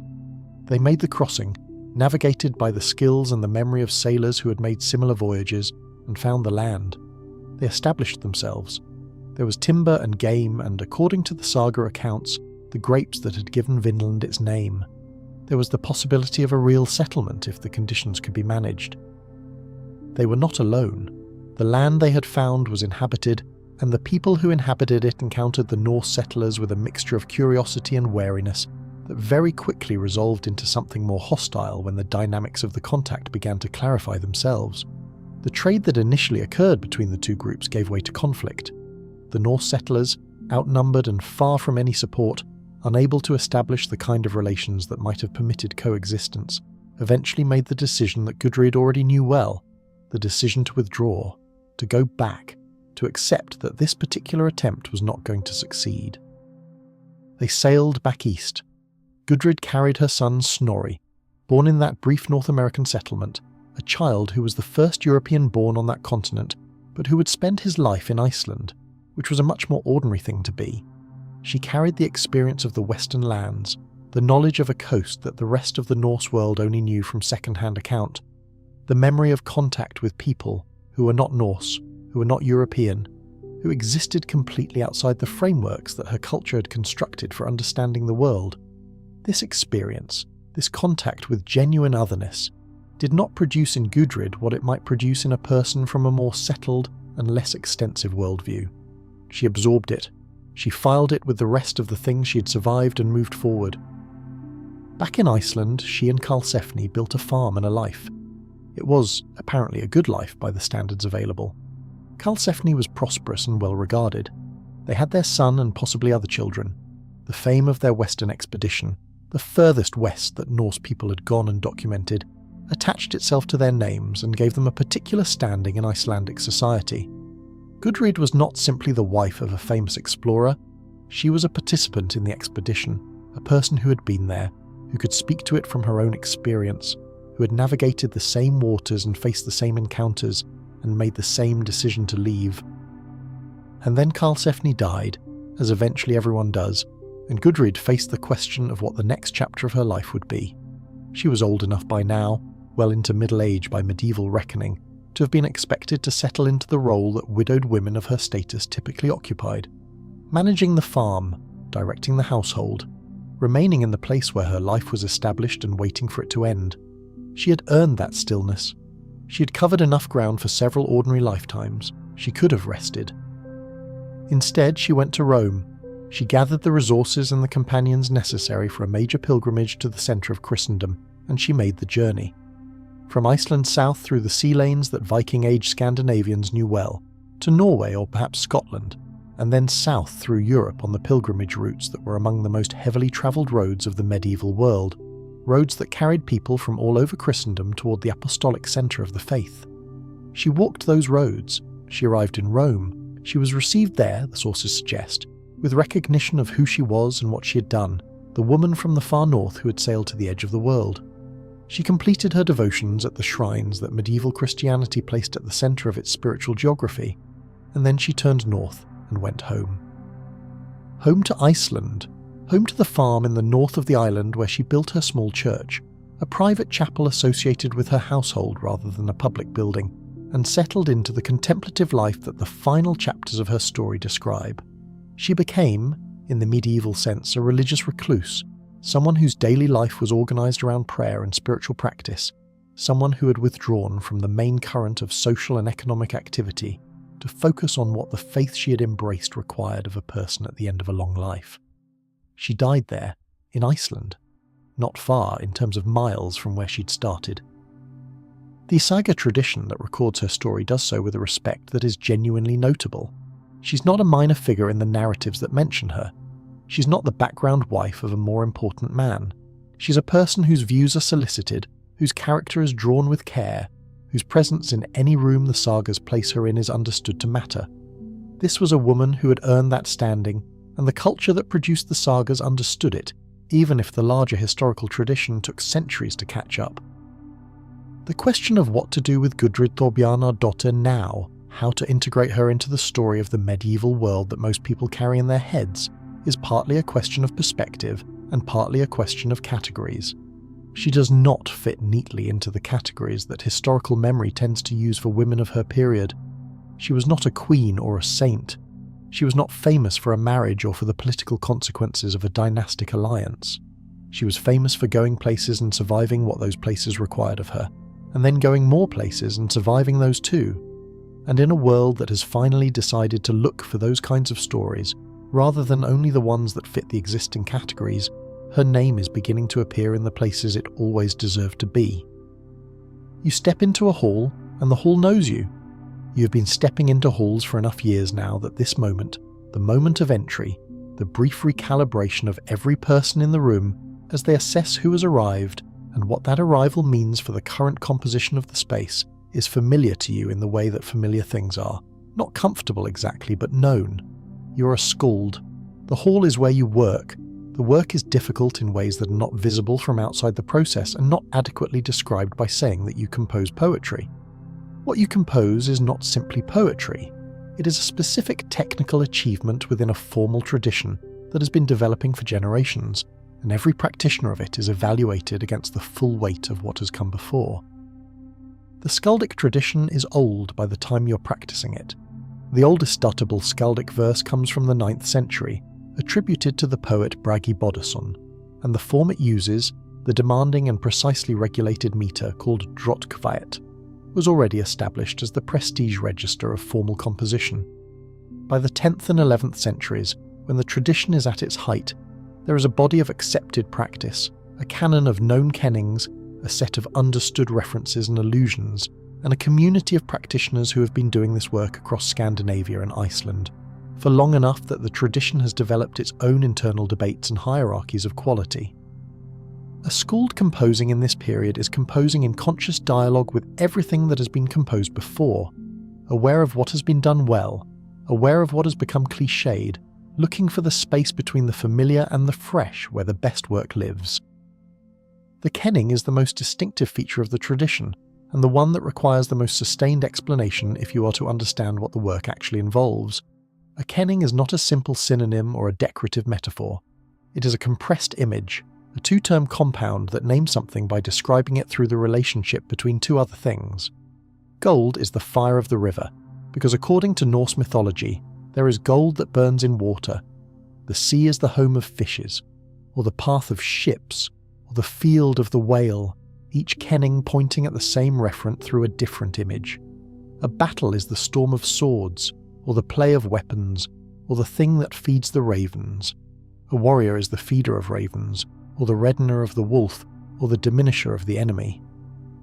These standard kennings are the vocabulary of the tradition, and every practitioner knows them. What distinguishes a merely competent skald from an excellent one is the ability to compose original kennings that work within the tradition's logic, but have not been used before, that create an image that is both recognizable in its structure and fresh in its specific content, that make the audience think for a half second, and then arrive at the reference with the particular satisfaction of understanding something that required a moment's work to grasp. This original kenning composition is the creative heart of skaldic verse, the place where individual genius operates within the collective tradition, and it is the thing that separates the poets whose names survived because their work was worth preserving from the poets whose work has not. You've been composing since early morning.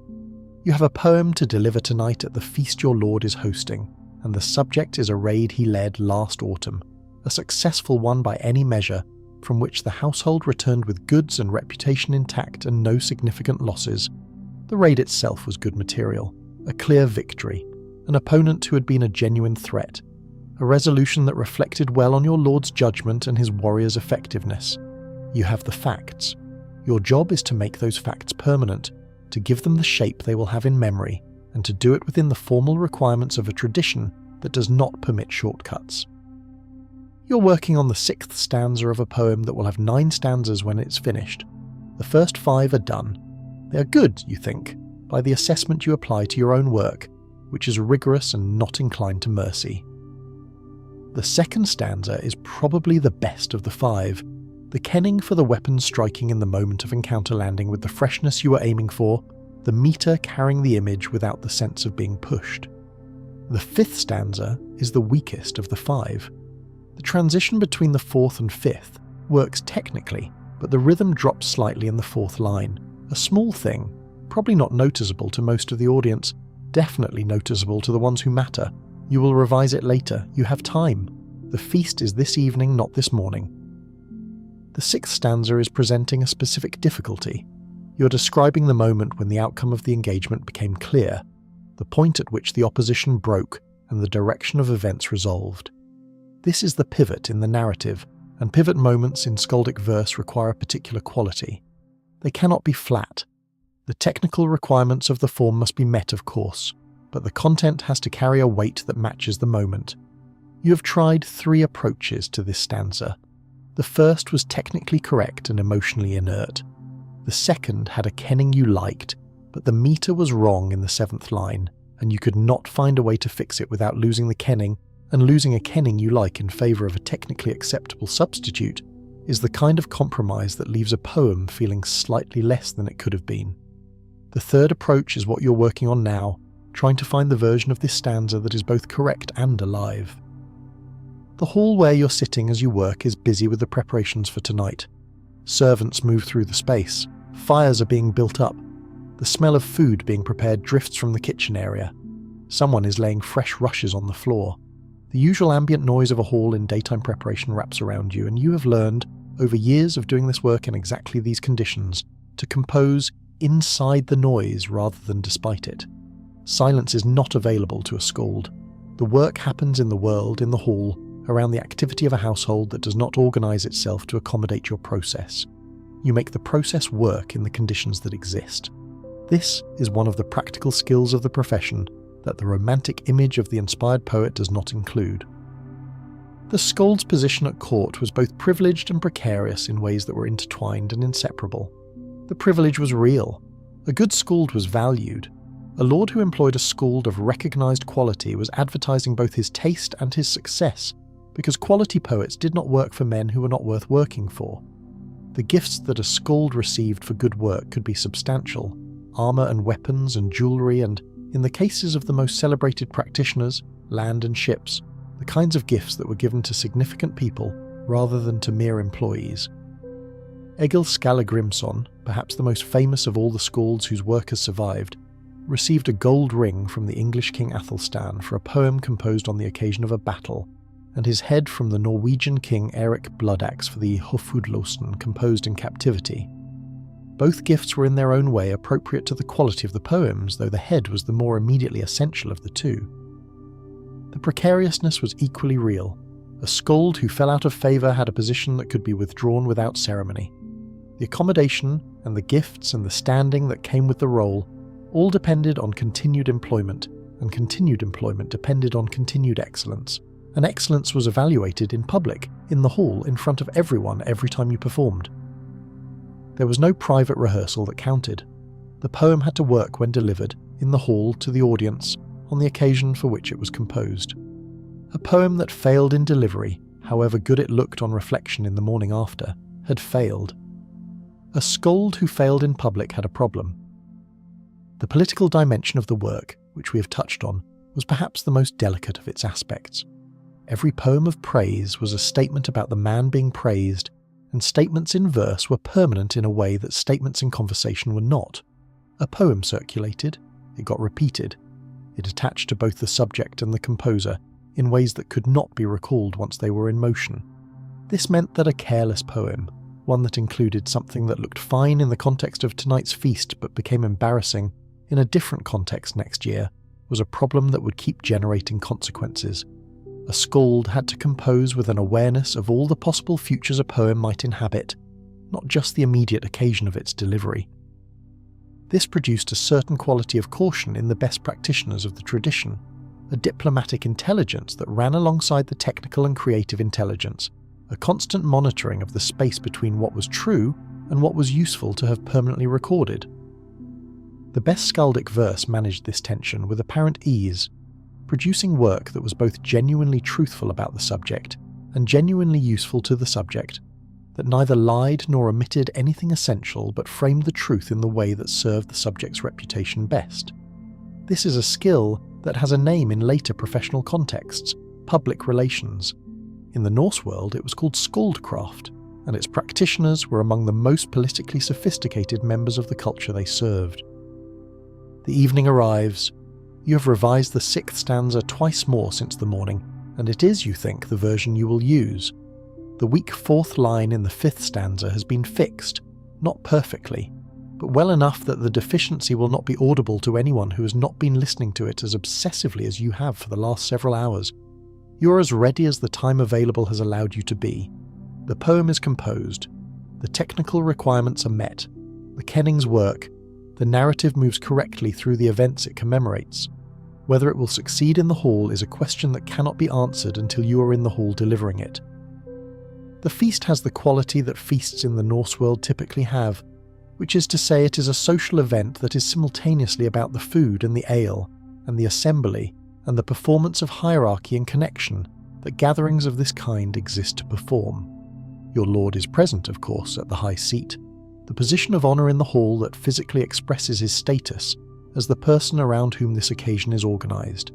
His principal men are with him, the household is assembled, guests are present who have come from other farms and other connections, people whose presence at the feast is both courtesy and statement, a confirmation that your lord's standing is sufficient to draw attendance from people who matter.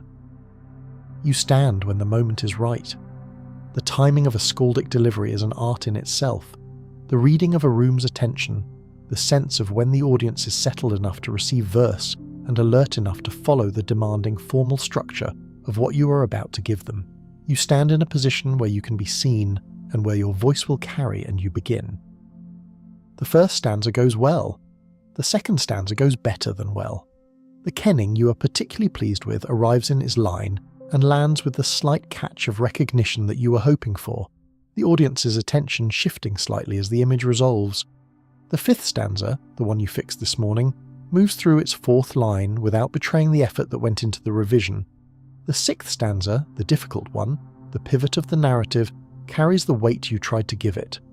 You feel the room holding its attention, and you feel it continuing to hold as you move through the 7th and 8th and into the 9th and final stanza, where the resolution of the poem arrives in the form of the praise that everything before it has been building toward, the specific formulation of your lord's quality and achievement that will go forward from this night as the permanent verbal record of what he has done.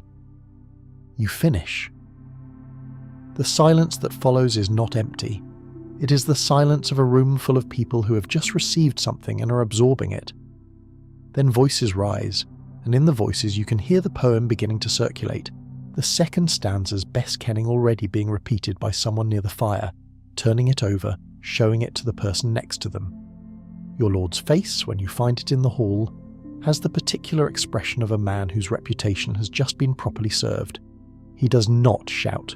He does not applaud. He looks at you and nods, once with the weight of someone who knows what he has just been given. That nod is the correct response in this cultural space, and it is, in every way that matters, enough. The gifts that come later in the evening are generous.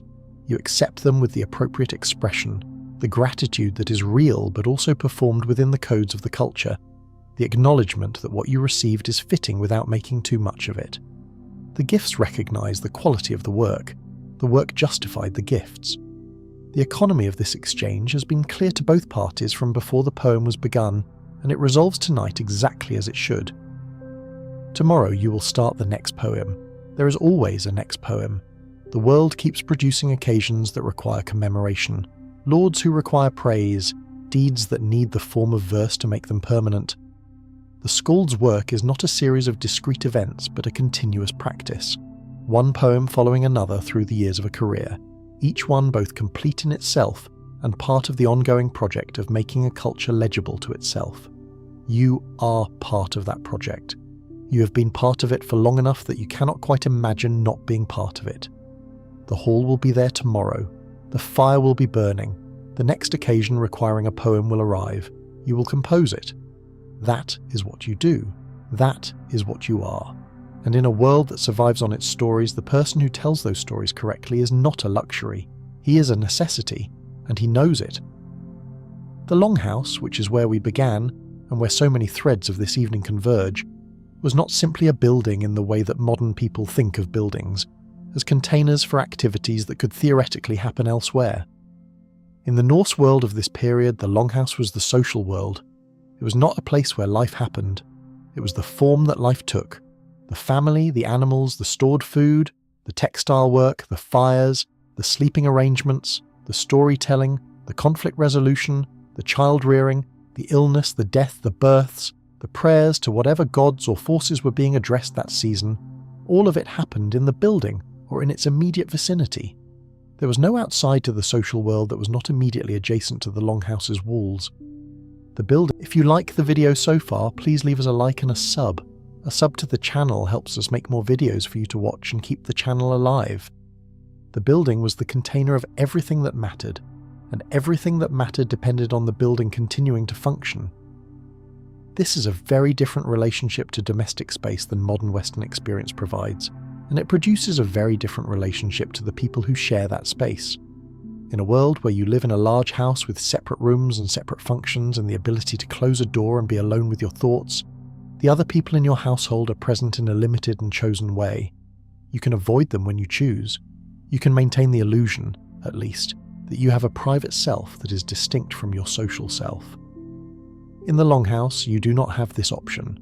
Your private self and your social self are the same self, because the space does not provide the physical conditions for their separation. Everyone in the building sees your moods, hears your conversations, knows your habits, and your conflicts and your relationships with everyone else. This is not surveillance. It is simply the consequence of sharing a single space with 20 or 30 people for years. The social intelligence that this produced in the people who lived this way is worth thinking about carefully. The Norse saga tradition is full of people who are extraordinarily good at reading rooms, at managing the social dynamics of situations with multiple competing interests, at navigating conflicts that have deep roots and complex loyalties, without either ignoring them or letting them explode into violence that would damage the community. This is not presented as unusual skill in the sagas. It is presented as normal adult competence, the baseline of social functioning in a world where you lived in very close contact with the same people for your entire life, and could not afford to let the frictions that proximity inevitably creates become destructive. The longhouse produced this social intelligence by requiring it. You developed the ability to manage complex interpersonal dynamics because the alternative was to live in constant conflict in a space you could not leave. And constant conflict in a space you cannot leave is a situation that tends to produce bad outcomes. The longhouse also produced a different relationship to time and to the passage of seasons. For people whose lives were organised around the building and its requirements, the year was not an abstract cycle of calendar dates, but a practical sequence of demands, each season bringing its specific work and its specific challenges and its specific relationship to the resources that sustained life. Spring was planting and animal management, and the expansion of activity into the outside world that winter had restricted. Summer was labour, the continuous productive work of a season that was short and therefore demanded everything it could take. Autumn was preparation, the crucial work of ensuring that what summer had produced was preserved and stored in forms that would survive the winter ahead.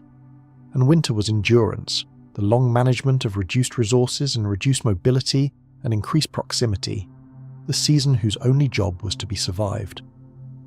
This cyclical understanding of time, grounded in the practical requirements of a farming life in a northern climate, is different from the linear experience of time that modern industrial culture tends to produce, where the year is divided into units of work and leisure that repeat without necessarily referring to the natural world they are embedded in. For the people of the Norse longhouse, every day of every season was in specific conversation with the natural world, responding to what the weather was doing, to what the animals needed, to what the land could provide. This attentiveness was not chosen, it was required, and the requirements of the natural world, met with consistent attention over a lifetime, produced a quality of knowledge about the place you lived that is almost impossible to develop in a modern context, where most of us live in environments that have been engineered to reduce the dependency on natural conditions rather than to respond to them. This is what the longhouse was, finally. A technology of attentiveness. A form designed to make survival possible in a climate that did not make survival easy, by keeping the people who depended on it in continuous practical contact with the conditions of their world. The stone walls and the turf insulation and the central hearth and the sleeping platforms and the shared space with the animals were all solutions to problems that the climate posed. Solutions developed over time by people who were learning from experience what worked and what did not. The people inside the building were not victims of their environment. They were students of it, and the building was the classroom, and the winter was the teacher. And what they learned there, generation after generation, is part of the long inheritance that produced the world we're in now. There is a thread running through everything we have spent tonight with, and it is worth taking a moment to feel it before you let the darkness take you fully. It is not a dramatic thread. It does not announce itself with trumpets or inscribe itself on runestones. It is made of quieter stuff. Gudrid Thorbjarnardottir crossed more oceans and endured more loss, and covered more of the medieval world's geography than almost any person of her era, and she did it without apparent fanfare, without an army or an institution, or even a particularly sympathetic record-keeping apparatus. She did it because circumstances required it, and because she was, by nature and by formation, someone who kept moving when the alternative was to stop and not start again. The people of the Norse longhouse kept the fire burning through the long dark months, managed the stores with the careful arithmetic that survival requires, endured the smoke and the cold and the proximity and the grief, and came out the other side every spring. The skald stood in the hall and delivered a technically perfect poem under pressure to an audience that included the most demanding critics of his work.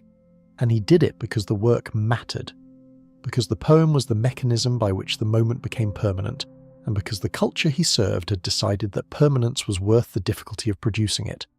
And the longhouse itself stood through all of it, holding the fire and the people and the animals and the stories, refusing to be a backdrop to history but being instead the place where history actually happened, in the dark, in the cold, around a fire that someone had to tend. All of these people, across their different roles and different centuries and different scales of ambition, were doing the same fundamental thing. They were maintaining something in the face of conditions that were constantly trying to dismantle it. Warmth, memory, reputation, community. The continuous, unremarkable, essential project of keeping things going when the easiest option was to let them stop. This is the history that does not get carved into monuments very often. The history of the fire being tended, of the stores being rationed carefully, of the poem being composed under pressure and delivered correctly, of a woman sailing back across the Atlantic with her small son, and her losses and her extraordinary catalogue of survival. We tend to remember the dramatic events, the battles and the treaties and the moments when the record produces a name attached to a clearly decisive act. But underneath all of those events is this layer, the layer of daily endurance, of systems maintained by the consistent effort of people who did not imagine that anyone would be interested in what they were doing, who were simply doing what the situation required and hoping it would be enough. It usually was, not always, not without cost, but usually enough. The fire in the central hearth is low now, banked down for the night, its coals holding the warmth that will be the morning's starting point. The wind moves outside the walls, finding the same small gaps it has always found. The people in the sleeping platforms are still, their breath rising in small visible clouds, each exhale a reminder that warmth is not a state you achieve, but a process you maintain. They are maintaining it. They have been maintaining it all winter. They will continue. You're warm. The night around you is quiet and the darkness is complete. Somewhere in the deep distance of time, people you will never know kept their fires burning through winters that were trying very hard to end them, and because they kept those fires burning, a long chain of life continued forward through the centuries until it arrived here, at this moment, at you lying in warmth and quiet while the history that produced you recedes gently into the dark. The cold stays where it belongs. The warmth stays where you are. The night does what it does, which is to hold everything still and let the time pass. You have heard enough history for one evening. Let it rest. Let it settle. The world has been enduring its winters for a very long time and it is still here. So are you. Rest now. Where in the world are you watching from? Let me know in the comments, and don't forget to subscribe if you want to see more videos like this. See you on the next one.